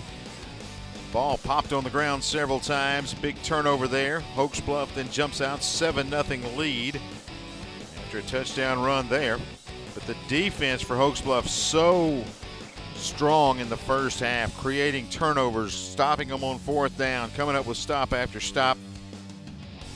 Right here, long pass. You saw that they can air it out a little bit, but you know their strength is the running game, or you can dump it off to your big guy. The fullback barrels into the end zone for the Hooks Bluff touchdown. And the celebration was on 14-0, but Got a little speed over there on the other side, Coach. Well, and a little breakability too. And this really, I don't think the game was ever quite the same after this play. It kind of showed Southside that, hey, we can play with these guys. And Southside doing a little freestyle right here. Saved a big loss, and then in the next play, lightning will strike. Handoff on the left side and taking it into the end zone, Eli Martin. And all of a sudden it's 14 to 7 there. Then coughing it up. And on the other end, you make them pay if you're Southside. That man again, Carnell Davis.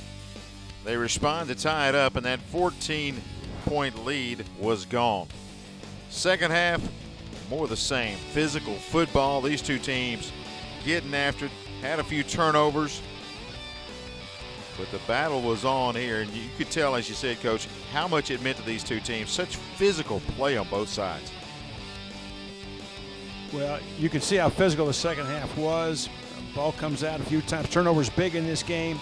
But this is the play of the game right here. You can see everything's covered. Nice little move to the outside, and the experienced senior quarterback lifts his team on his backs and takes them in for what will be the game-winning score. Some turnover problems late in the game. One last chance here coming up, but Southside brings the pressure. A late Hail Mary and almost an unusual play, and a great win for the Southside Panthers. Coach Gary Nelson wins his first game at Barney Hood Stadium, 21-14 over arch rival Hoax Bluff. They get the win tonight by a touchdown, and what a game we have seen. The 73rd meeting between Greenville and Charles Henderson goes in favor of the Tigers. They grab a 1-0 region standing lead over the other teams as they get a win tonight by 21 over Charles Henderson. Tommy Wood along with Coach Rick Rhodes as we start to wrap things up from this week of high school football on Thursday night. And you go back to this game, Coach, and the story early was defense, and Greenville's defense just unable to let Charles Henderson get on track. Well, there's no doubt about it, and really Charles Henderson, with very few exceptions, really didn't get on track the entire game. Just a dominating performance by the Greenville Tigers defensively. Got to say a word, though, positively, though, about Charles Henderson's defense. Very gritty, really stopped several drives, really shut down the Greenville running game for most of the game after the first quarter. After the 15 points, the other touchdown was a long interception returned by Purifoy. So defensively, really it was a defensive night on both sides of the ball. But early on, you look back at the first quarter, and it was a couple of big touchdown plays by Greenville, but they got the running game going early, Coach, and that was a big key that opened up the passing game. Yeah, it really did. They were able to run the ball early, but you can see that Charles Henderson defense is pretty stout. But there's some holes in the secondary, and the slant for the touchdown here is the first score of the night. They go with a 2-point conversion, able to get in, and all of a sudden it's 8-0 Greenville on top. But that defense all night for Greenville, they created turnovers, able to get the football back. First play on this drive, looking deep, a great throw, and he's going to hit Little into the end zone, and quickly it was 15-0. But special teams also a big plus for Greenville tonight. Yeah, they really were. Nice job of punting right there. Knocks the ball dead on the one. Set some stuff up, but the Charles Henderson defense will stiffen. Very nice play right there by Zach Henderson. You saw the Charles Henderson defense. They would give up yardage between the 10s, but then all of a sudden kept coming up with stops. But more turnovers by Charles Henderson. That Greenville team really starting to make things happen. This was another stop by Charles Henderson. Got it deep right before halftime, but that Trojan defense comes up with another big turnover. Yeah, very nice penetration that time by Damian Hart, but Charles Henderson just cannot get it going offensively. You can see another turnover. Lots of penalties, lots of turnovers. And just really not able to move the ball very effectively. That's a fourth down play that goes for nothing. You can see another miscue there for a minus yardage play, and it just was that kind of night offensively. Ball up over the top, lots of defenders around, ball knocked away. And now the pick six is the big interception return for the touchdown, and that sealed the deal.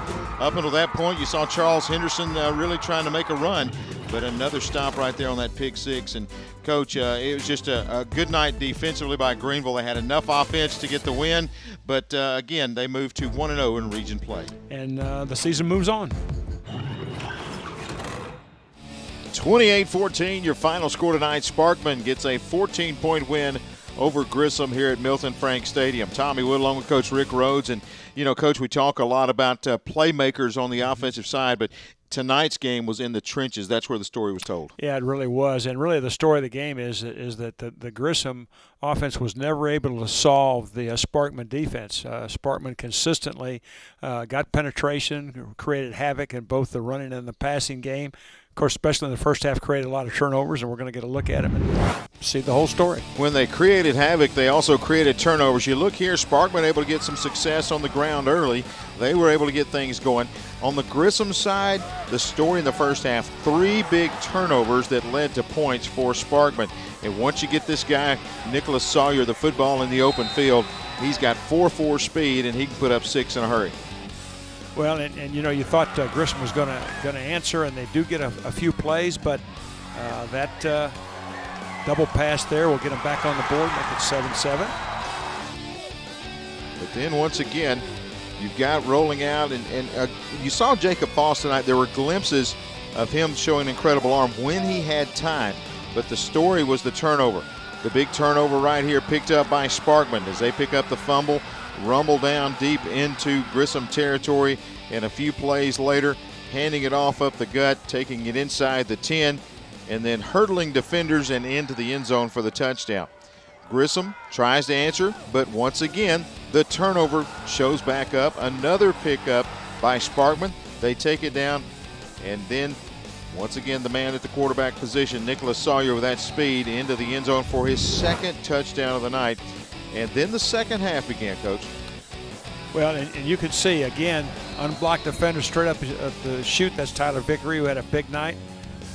You got to give the Sparkman offense credit. They took advantage of every turnover. I think every one of them led to scores. And, of course, that young man right here, once he gets that ball under his arm, he knows what to do with it, and he had an electric night.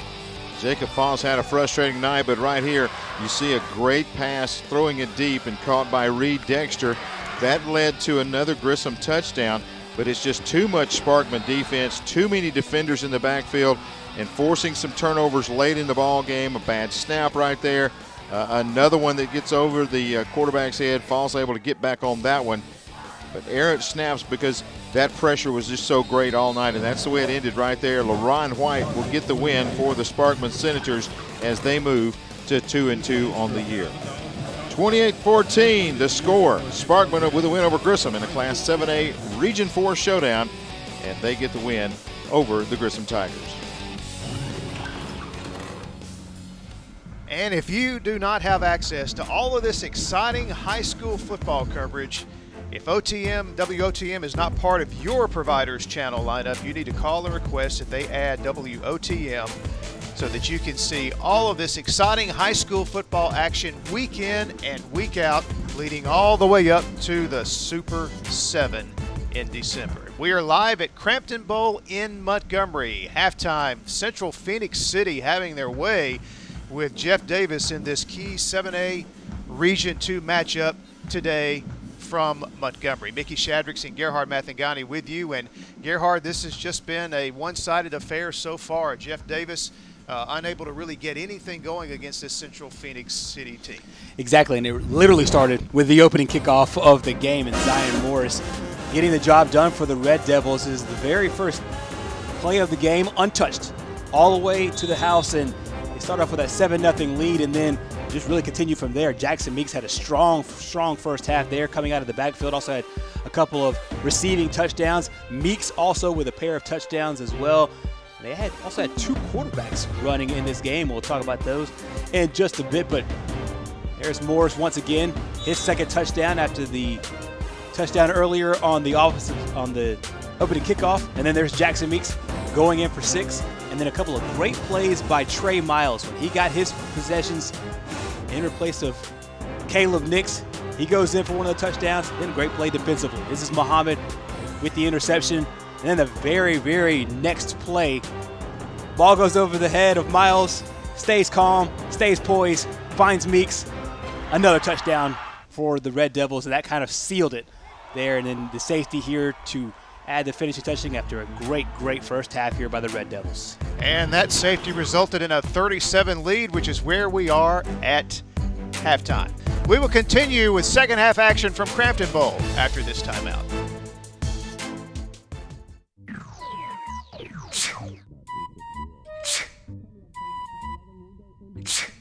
Home making you sick?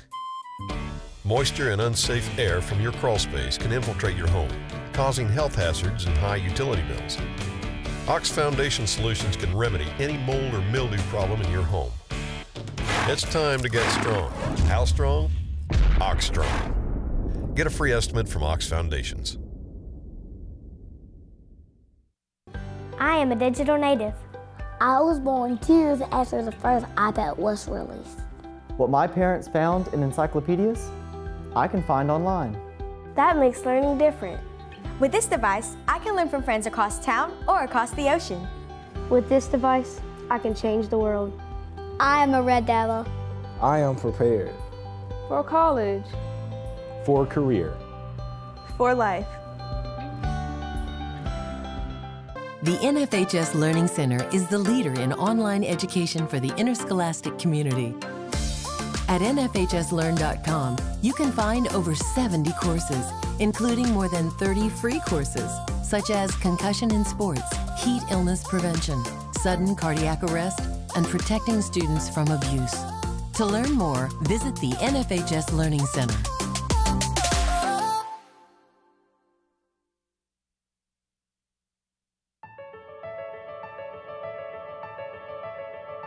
All high school students should have an opportunity to participate in interscholastic athletics. Students can gain so much from participating in extracurricular activities through sport.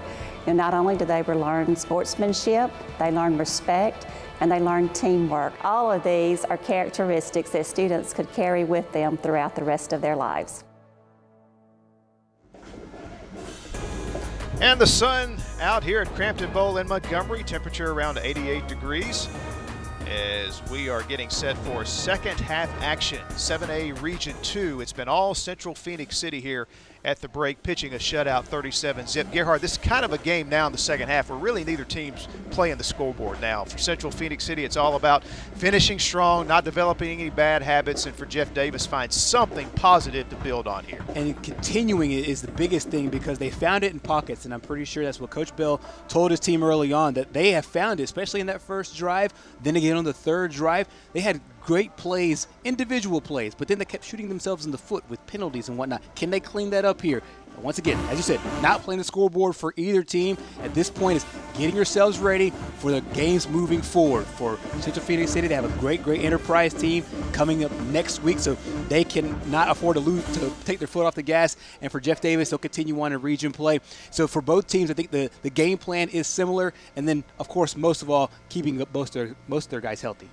And Central-Phenix City impressive with 2 quarterbacks contributing in the first half. Of course, starter Caleb Nix as well as Trey Miles, the senior, coming in and giving a spark to that team. And Coach Rory Bell, his first year, and Jeff Davis, his team has really struggled offensively this year. They played pretty good defense in their first 2 losses. Today they've really struggled in every facet of the game. That's correct. And on the other side, Coach Patrick Nix and his squad getting it done really in every facet of the game. They started the game off with the opening kickoff for a touchdown, then ended the first half with special teams points on a punt with the safety, the block punt, and the safety. And we're also getting word that looks like both coaches, Coach Nix and Coach Bell, have agreed to a running clock here in this second half. Interesting move there, and it kind of reinforces what we were just saying. It's really not so much about the scoreboard at this point as it is both teams just looking to execute as well as they can and get better here in this second half, which will go much quicker. And speaking of quicker, how about the acceleration there by Rashad Smith, number 20, getting down the field in a hurry, making the tackle on the kickoff to begin the second half. There you see sophomore quarterback Chase Ford. And he's been under a lot of pressure here in this game today against this swarming Red Devil defense of Central-Phenix City, as Jeff Davis will start 1st and 10 from their own 10. First down carry, and it's a good one. About 3 or 4 yard gain that time for Ernest George. Well, that time, instead of going to the outside, cuts it back up into the middle and picks up some yards there for Jeff Davis. And as we saw earlier in this game, not abandoning the run game and not playing the scoreboard, as you said, continuing to put together their offense as they move forward. Of course, Jeff Davis, they have a very, very tough road coming up ahead after playing the number 8 team in the state in Central-Phenix City here today. They'll play number 4 and undefeated Auburn coming up next week. And George gets the call again and gets very little as he is taken to the turf by Central-Phenix City's Joshua Lee, a sophomore defensive end, on his first tackle of the game. Some solid plays here for the Vols, and moving the sticks will be the goal here in this first possession of the second half. See if they could put one that looks a little bit like their first possession of the first half. They're able to utilize different players. I think over the course of those first 5 plays, 4 different players touched the ball for the Volunteers. 3rd and 6, they just get the play off. Set up the screen pass, and a big burst here by Donald Harris. Showing some speed that time. It's almost as though the Central-Phenix City defenders didn't know what was coming at them as Mr. Harris receives this one, and look at the burst here. They have been attacking the outside all game long, whether it's through the pass or with the run, and for a half second I thought they would abandon it, but this time going out and Harris finding some daylight there and picking up easily the biggest play of the game for the Vols. Out across the 40, and here's the give to Peterson. Looked like he had a lot of room to run, but the hole closed quickly, thanks in part to Makai Gilbert, the junior defensive lineman. Strong play there also by Damian Tharp, able to plug the hole up.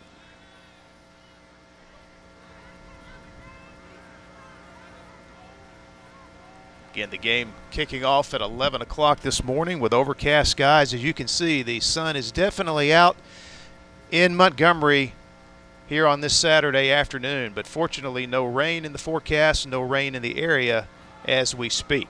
Another screen pass the other side of the field, and I believe that was Lonnie Mitchell on the receiving end. It indeed was, number 13. Mitchell with a good pickup after the catch. I'll tell you, I've been really impressed by the blocking on the outside, and that time number 16, Jamarquez Pringle, held his block and sealed it just long enough to pick up the yardage to get close to the sticks here as they face 3rd and 2. Possession play for the Vols, and they're going to get it.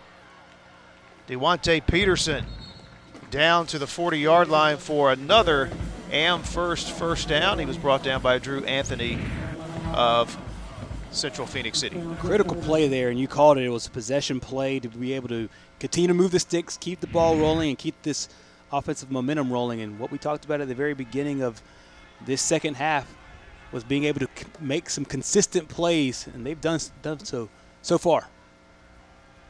And another positive gain on first down. Joshua Richardson, the running back, with a gain of about 5. Like the way Jeff Davis is coming out to start this second half. Definitely no quit in these Vols. No question, and they've been able to get it done in a variety of different ways, and continuing to attack the outside has been their game plan so far. 2nd down and 3 as the previous play picked up 7 yards. A little miscommunication with the running back, so the quarterback Chase Ford has to keep it himself and get what he can. Short gain to the Red Devil 30-yard line. Yeah, just on different pages there between Ford and his running back, but Ford able to squeeze out just enough there to pick up the first. Another first down on this drive for Jeff Davis. There you see Ford coming out of the game, and the Wildcat formation now coming up for the Vols. It is Ernest George, number 2, taking the snap and keeping it. And darts forward for positive yardage before he runs into, once again, Drew Anthony, the linebacker. 6-yard gain for the senior, Ernest George, making it 2nd down and 4. He came up with a big smile on his face. You love to see the body language and the attitude here of the Vols, even though down by 37, putting together a strong drive here. And that was one of the only times this game that they had a design play right between the tackles. And this is Peterson. And Peterson taken down on a shoestring tackle that time by Anthony Sampson, the junior for the Red Devils. And Peterson, George, and getting some great plays out of Donald Harris as well. This has been a great first attack here by the Vols, and it looks like whatever Coach Bell said at halftime so far is working. 1st and 10. And that time, George, look at George turn a busted play into a huge play. Inside the 5-yard line, knocked out of bounds at around the 2. Going to set up 1st and goal for Jeff Davis. Well, that time, big number 93, Starlin Harris comes out, has great penetration, but no quit there by George. And George eludes that tackle and a couple of others. And once again, another big play here for Jeff Davis to start this 3rd quarter. Donald Harris with it, unable to gain any yardage at all that time, as play defended very well by the Red Devils. That'll make it 2nd and goal. I think they actually lost a yard on the play. Timeout on the field. 5:24 left in our 3rd quarter. Jeff Davis still looking for their first points of the game. When I started elementary school, 65% of today's jobs didn't exist. It's not enough to prepare these students for careers of today. In the near future, technology and artificial intelligence will impact their lives in ways they can hardly imagine. She could be a space pilot. He might live in a 3D printed home. They might ride in driverless cars. In Phoenix City Schools, we're nurturing students who will make a positive impact in an ever-changing world. This is the class of 2030, and they will be prepared for the future.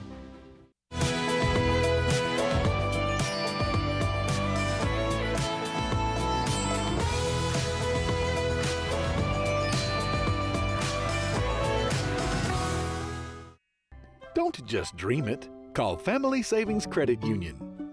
Right now, get something you want for as low as 2.24% APR. You can even apply online or by phone. Family Savings Credit Union, where your money grows with you and your family. And we'd like to welcome all CTV Beam viewers on Channel 79 and HD Channel 286. Of course, this is the home system for the Central-Phenix City Red Devils, the Russell County area as well. And I'm sure we have a lot of viewers from that area here today as they're watching their team dominate from Crampton Bowl in Montgomery as they're on their way to picking up their 2nd win of the season. And trying to get in there, Devontae Peterson is stopped just short of the goal line. You see the official coming in, putting his foot down right at about the half-yard line. And a reminder, we are in a running clock situation for the entire 2nd half. Both coaches at halftime had got together on that and decided that that's how they wanted to finish the game. But got to be impressed with this Jeff Davis drive, the way they've come out here in the 2nd half. Oh, yeah, and what Coach Bell told his guys at halftime seems to be working. They've got a lot of productivity done on all ends, and it looks like Ford might have snuck in there, and he did. Ford not very big, listed at 6 foot. I think that's a little generous, 165 pounds, but the little guy knew what to do. Get behind those big offensive linemen and get that ball across the plane. Good job there by the sophomore Chase Ford, who has a bright future for Jeff Davis, and he gets his team on the scoreboard at the 4:36 mark of the 3rd period. He also got a little help there from big number 55, Tedrick Williams, who was able to lift the sophomore quarterback just a little bit into the end zone, and it has to be a very, very satisfying drive for Jeff Davis. They haven't been on the field with their extra point team, so understandable that they might be missing a guy or having a little confusion here.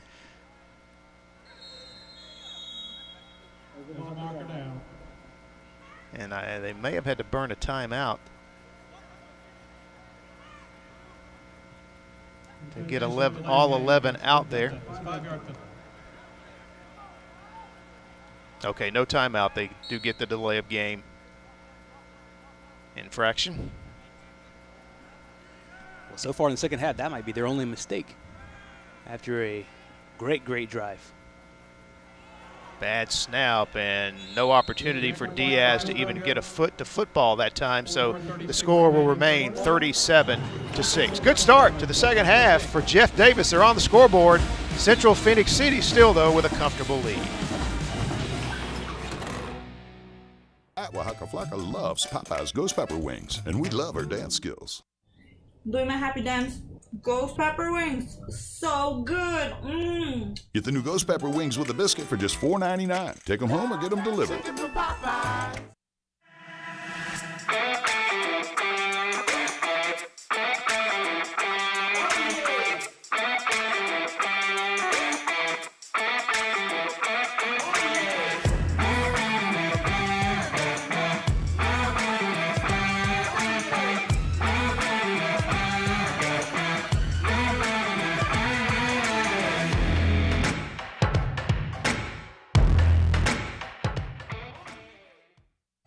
Cap seriously loves Papa's hot honey chicken, and he's not lying. Try.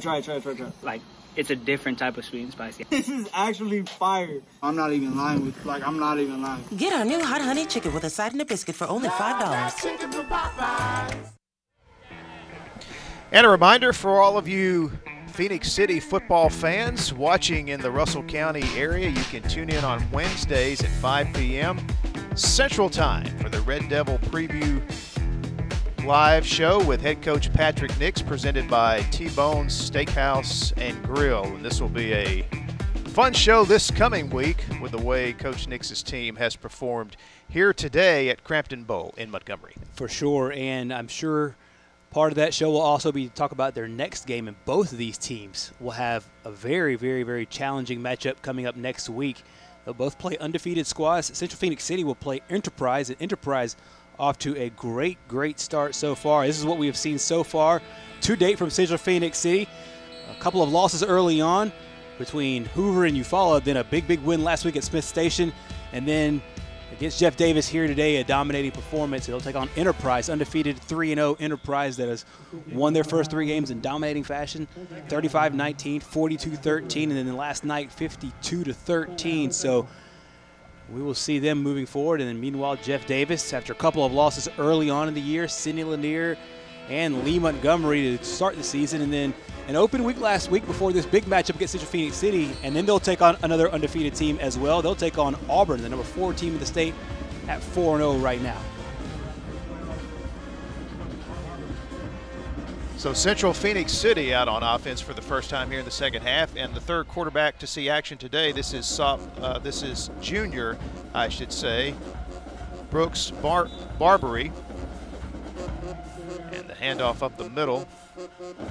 Good game for Central-Phenix City on first down. Barbary, a 5'10", 170-pound junior.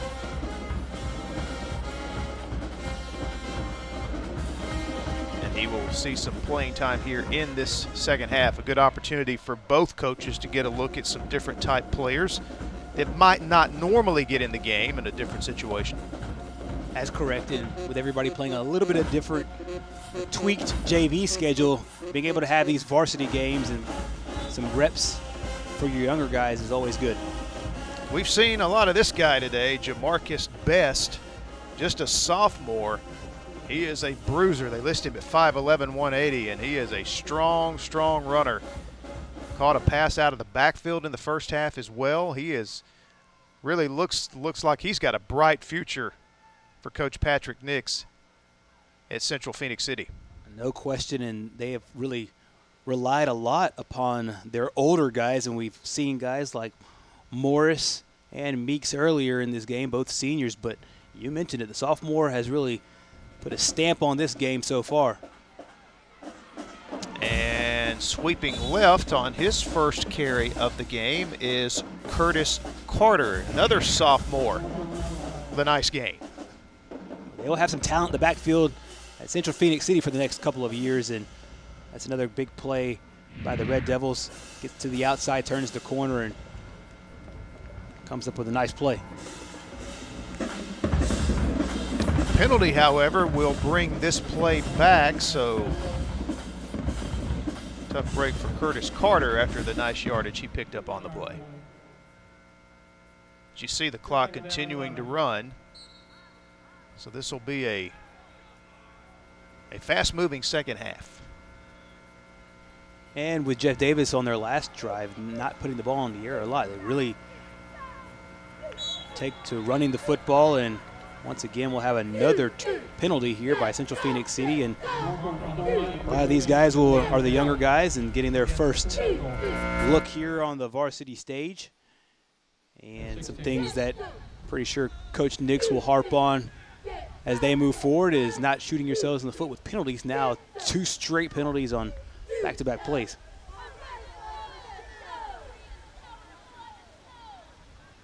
Makes it 2nd and 16. From the 41, Barbary sets up the screen pass. Well, that is a big target out there. First catch of the day for number 88, Trevon Woods. He's a junior, listed at 6'4", 190. Or maybe that's his second catch of the day. I believe he had a big catch in the first half. That's right, he did, and it was a big first down play. It was that drive that Central-Phenix City started with 1st and 28. Came up with a big play later on in the drive to pick up the first down before the eventual touchdown. So 3rd and 11 now. Barbary gets rid of it quickly, goes up top, and the receiver can't quite run underneath it. It was intended for number 28, Marquez Mobley, a sophomore receiver. Good coverage on the play by the Jeff Davis secondary. Yeah, it's a good throw as well. You mentioned the great coverage, and just out of the outside stretched hands there. And looks like they'll take a look at his hand or his wrist. As he came up limping just a little bit. Did Mobley. Might be his shoulder. He landed hard there on the front side of his body as he tried to make that diving catch. But Jeff Davis coming up big in their special team, or their secondary, I should say, unit. And looks like we'll have a punt here for the Red Devils. And it'll take a Red Devil roll inside the 10. They'll down it at around the 7. Very late here in the 3rd quarter. Remind you to tune in every Wednesday night at 6:30 for the AHSAA Weekly, hosted by John Holder here on WOTM, as well as TV 24 and all the other cable systems and the entire statewide AHSAA network. Great show every Wednesday night at 6:30. John does a good job of setting the stage before these HSAA game of the weeks, and also, or games of the week, I should say, and also has lots of different interviews with people out of Montgomery and on the state of different sports. Last week talked about volleyball, which like football is also in the middle of their season, looking forward to an exciting playoff coming up in the next few weeks. So great chance to catch up with everything high school sports in this very unusual year, but everybody doing their best to give the kids the opportunity to play. Yes, so far so good. It is encouraging that these kids are getting the opportunity to play this high school football season, and we only hope and pray that it continues to go well and everyone adheres to the safety guidelines so that these kids get every opportunity to finish this season the right way. No question, and really across the state, and we've heard this from AHSA Executive Director Steve Savarese, really praised the individual schools for doing their job in the summertime, and really sets up a good fall to get them playing. That's the end of the 3rd quarter. 4th quarter action from Crampton Bowl between Central-Phenix City and Jeff Davis coming up here on WOTM and the AHSAA Network.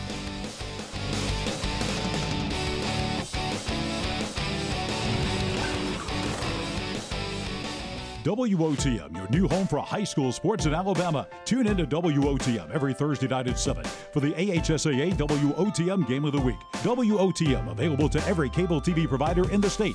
If WOTM is not currently a part of your provider's lineup, call and request that they add WOTM. Thursday, September 17th, the Shades Valley Mounties travel to Mountain Brook to take on the Spartans live on WOTM. WOTM also your exclusive TV home for the Football Super 7 and basketball, baseball, and softball championships.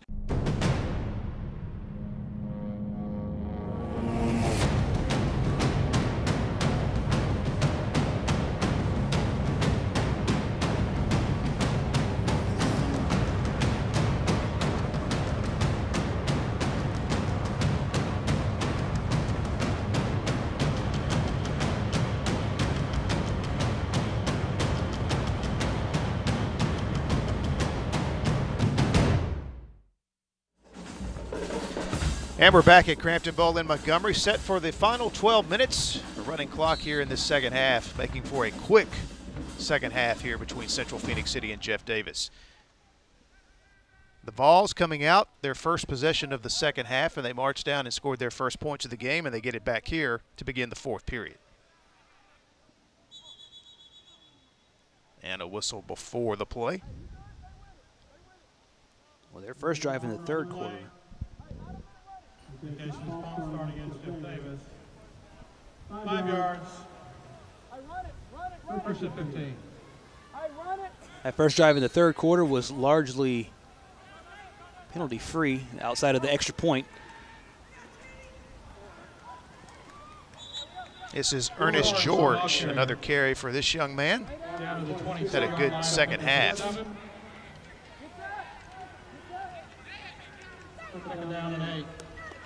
Doing a lot more running in between the tackles here is Jeff Davis.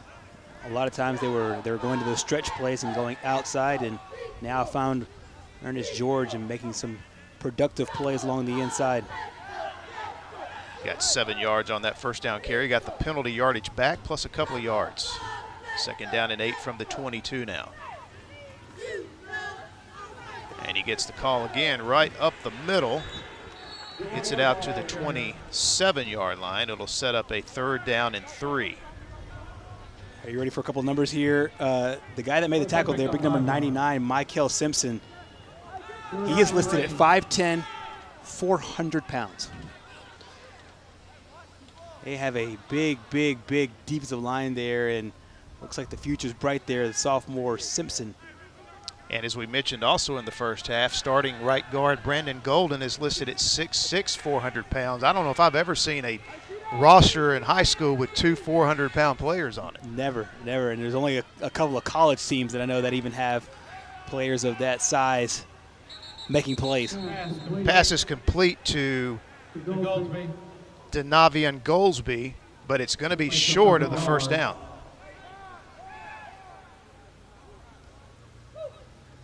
See what the Vols do here, and looks like they'll send their punt unit out. And that means Big Tony Hardy Jr. He's had an excellent day punting so far for Jeff Davis, and the only negative spot was the block punt that led to the safety. But so far, when he's able to get it off clean, he has got a mighty leg. That may be the most time he's had, and maybe his worst punt of the day, as it kicks sideways and it'll be down at the 45-yard line. Here are a couple of big milestones reached this week in week 3 of the high school football season. That's correct. Yesterday, Alexandria picked up a big win, and that was win number 600 in their history. And I don't know which one's more impressive, the 600 wins or the fact that they've done it with 4 coaches since 1948 in this season of change and this climate of hiring and firing on a dime of coaches. We've seen it all across football. What Alexandria has done has been unbelievable between Lou Scales and then, of course, the late great Larry Ginn, Frank Tucker, and now Todd Ginn. And then the one we saw yesterday, an individual milestone for Fife head coach Paul Benefield, becoming the newest member of the 300-win club. He joins an impressive group including Buddy Anderson of Vestavia Hills, Terry Curtis of UMS Wright, Danny Horn, Central Clay County, Jamie Riggs of Houston Academy, Walden Tucker of Fayette County, Glenn Daniel of Luverne, and now Paul Benefield, win number 300 in his career. You saw him right here on WOTM win the state championship back in December with Fife, looking for another state championship again this year. Congratulations to Coach Paul Benefield. 600 wins for Alexandria, 300 wins for Coach Benefield. It was a great, great week in week 3, capped off here by Jeff Davis in Central-Phenix City. And glad we're able to highlight those particular milestones reached this week in Alabama high school football history. Curtis Carter on the carry that time. One interesting thing about Paul Benefield's big win number 300, his first win came on September 11th, 1998. His 300th win September 11th in 2020. Lots of great teams, lots of great players between now and then, and he's got Fife in a position where they are riding the state's longest winning streak, and maybe a chance to make it back to the state championship and win another title. That is way down the road, as they're now in a different classification, but we'll see them, I'm pretty sure, making a deep run once again. You know, when you look around the state and you look at established programs, there's a lot in different areas of the state of Alabama. Obviously, Paul Benefield and what he's done at 5, they're on that list. That's correct, no doubt, and they now have to step it up a little bit more, and they're now going to be in a very, very tough Class 3A, but I'm sure we will see them as they move forward in a pass there, air pass. Intended for Jalen Williams, well behind the intended receiver. Again, despite the incomplete pass, you see the clock continues to move as we will finish this game with a running clock. 3rd and 18 now for Central-Phenix City.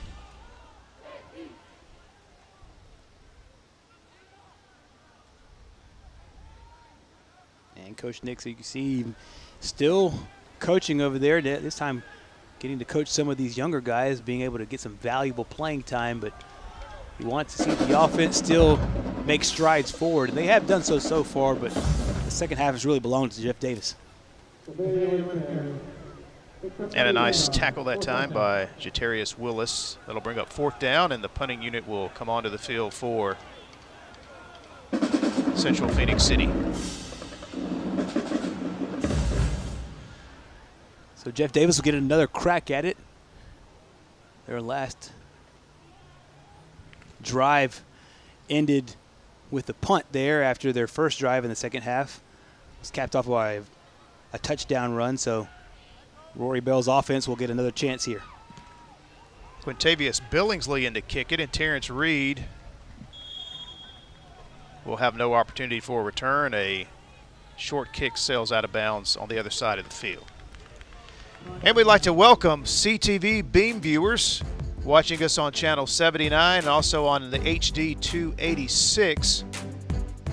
It's catching all of this great high school football action week in and week out here on WOTM and the AHSAA network. We'll take a break. 5:51 left in this one. All Central-Phenix City in Montgomery today.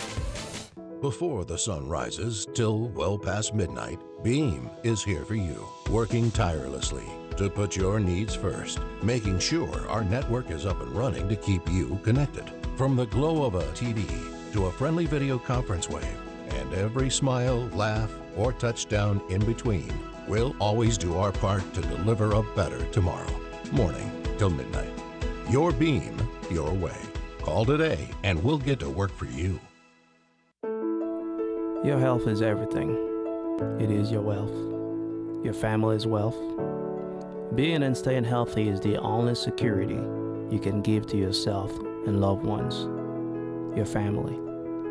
With a multifaceted approach to health and wellness, our family will assist and guide you in that quest. Live responsibly. Join our family. Call and make your appointment today.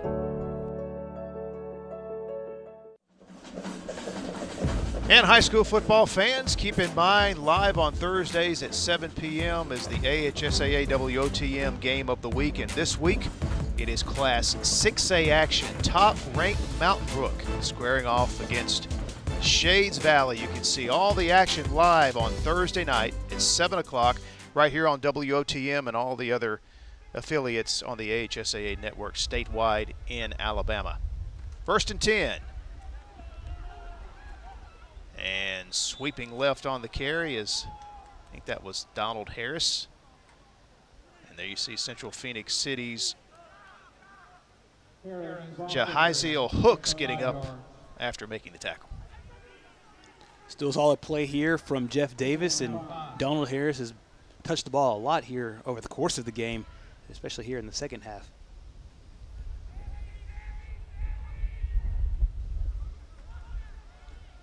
And this young man has seen a lot of action today. DeWante Peterson, but that time nowhere to go for the sophomore. See a stop for no gain. And we've called this young man's number a good bit here in the second half, number 34, Drew Anthony. Yeah, he's had a nice second half there from his linebacker position. And a little bright spot there for Central-Phenix City. They've called upon several different guys, not only across that offensive line, but just across the front seven overall in their linebacking core as well. And here's the Wildcat again, Ernest George, nowhere to go, as he was met immediately by Charles Barber, the junior defensive end, with his first tackle of the game. You know, they've rotated a lot of bodies there on that front, on the offensive and defensive line, especially defensively, and Barber comes up with another play, and they have made several so far throughout the course of the game. Starlin Harris has also made some plays, as well as Simpson we talked about earlier, and Jamori Jones, and that time a great surge ends in the backfield. And Tony Hardy Jr. on for another punt.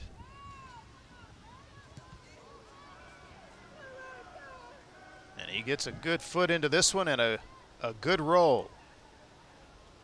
As for the second time today, one of Hardy's punts will be downed inside the Central-Phenix City 5-yard line. Yeah, reminiscent of that first punt that landed at the 3-yard line, but as Central-Phenix City has done all game, they took the ball right down and marched down 97 yards. So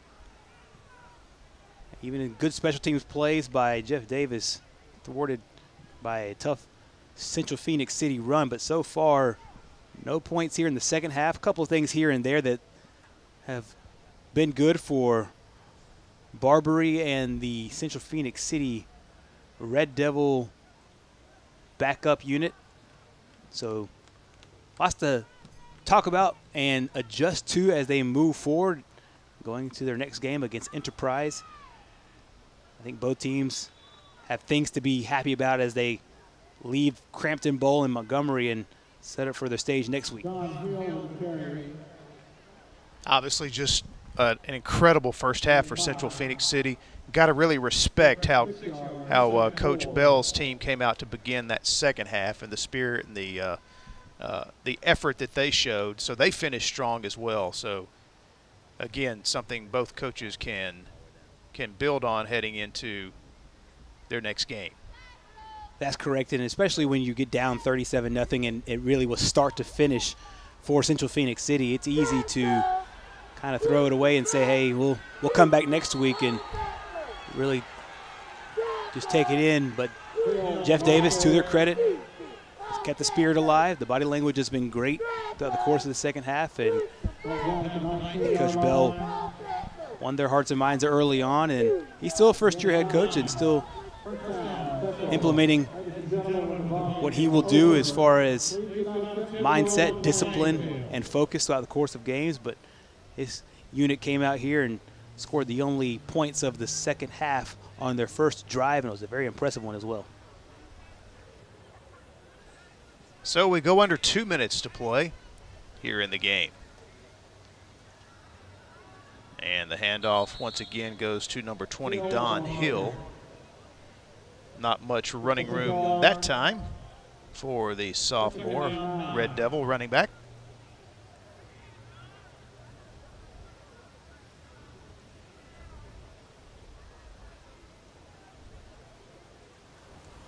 Central-Phenix City seems very content to just milk the clock and get out of Montgomery with their second region victory in a row. And it's always good to be able to start the region off on a good note. That way you're not chasing games, as several teams are doing late in the season. They're chasing games and then hoping and needing other teams to lose as you move forward. The best way to take care of that is to pick up a couple of region victories overall to start the year, and just to set the stage as far as region play goes for the 7A Region 2. Auburn now 2-0 in the region after a win yesterday. Central-Phenix City will now be 2-0 in the region. So Enterprise 1-0. They're the only teams that are undefeated, and Dothan High is 0-2. Prattville is 1-1, and this teams here in 7A Region 2. You take a look at the teams that are in it and what their overall records are and what their region records are, and this will be a very, very tough region. 2 teams this week in the top 10 in the state, and Enterprise not ranked in the top 10, however, have a very, very good ball team that they will see next week. And that'll take us to the end of the game. And Central-Phenix City closes things out with a region victory over the home team today at Crampton Bowl, Jeff Davis, by a final score of 37-6. Both first-year head coaches Patrick Nix and Roy Bell will exchange pleasantries here at the end of the game. We'll take a break, come back with a wrap-up of this action today in just a moment.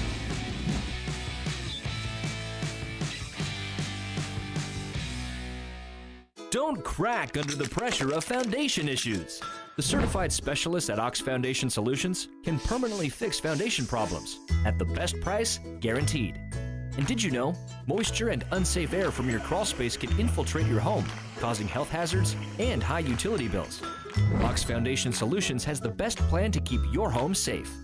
If you are experiencing any issues with your sidewalks, basement, crawl space, or foundation, get a free estimate from Ox Foundations.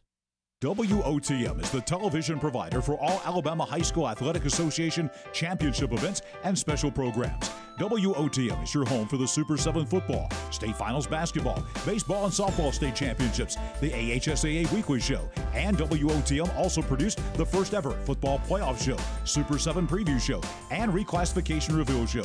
Your exclusive home for all things AHSAA is WOTM. Contact your local cable provider to request WOTM to your channel lineup.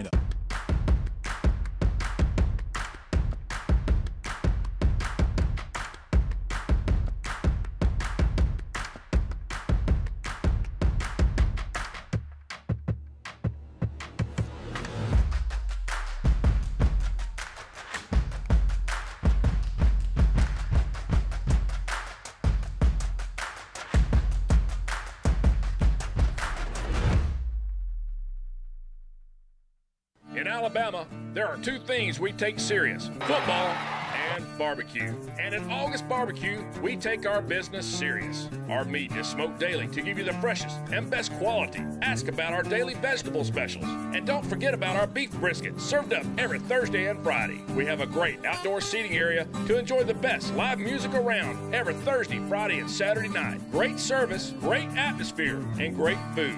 August Barbecue. You can taste the difference. In week 3 on this Saturday is in the books now. Central-Phenix City defeating Jeff Davis today at Crampton Bowl in Montgomery by a final score of 37-6. It was a dominating performance from the opening kickoff for Central-Phenix City in that first half, as they had a 37-0 halftime lead. Then both coaches, Gerhard, conferring at halftime, deciding to go with the running clock in the second half. Jeff Davis came out, did get on the scoreboard, so they have something positive developing for them offensively in the second half. Let's go ahead and take a look at the highlights. Of course, most of them coming in the first half, and here is that aforementioned opening kickoff of the game. Yeah, Zion Morris, the senior, really had a strong first half, both on special teams and on offense. After that big play on special teams, they're coming up with a nice block as Jackson Meeks takes it out of the shadow of the end zone after a great punt by Jeff Davis, goes inside the 5-yard line, and they end up scoring on this, a 97-yard drive, capped off by the guy who scored the first touchdown of the game. It is Zion Morris, the senior, putting up his second score, 14-0 early, and it was all Central-Phenix City, and Jackson Meeks coming up with a big play there. Then they take out Caleb Nix, and they put in the senior Trey Miles, who had a fantastic game. Muhammad coming up with the interception here for Central-Phenix City. That led to the touchdown on the very next play. And this is kind of when you knew it was Central-Phenix City's day. Miles to Meeks, and Meeks gets it on the board. And then you start the half off with a great play on special teams. Then you end the half off with a great play on special teams. The safety there makes it 37-0 early on. The second half belonged to Jeff Davis. They scored the only touchdown of the game. It was this huge play here by Donald Harris that got things going off for JD, and then capped off with the 1-yard touchdown by Chase Ford, and a nice show of respect there by both coaches in the first year at those programs, and a good thing for really both teams to take home going into next week, as they both have undefeated opponents in their battle there in week 4. Well, you know, it's still early in the season, and of course, when it comes to 7A, it's Thompson. That's right. At the top of the heap. Boy, they have really looked good this year, especially they look virtually unstoppable offensively. My question to you, after seeing Central-Phenix City today, are they in that group? I think so, and you know, obviously they were in the state championship game last year. They took one on the chin. It was 40-14 in that ball game against Thompson, and you know, a lot of that is what's driving their success so far this year. Central-Phenix City now 2-2 on the season. We have seen teams like Thompson.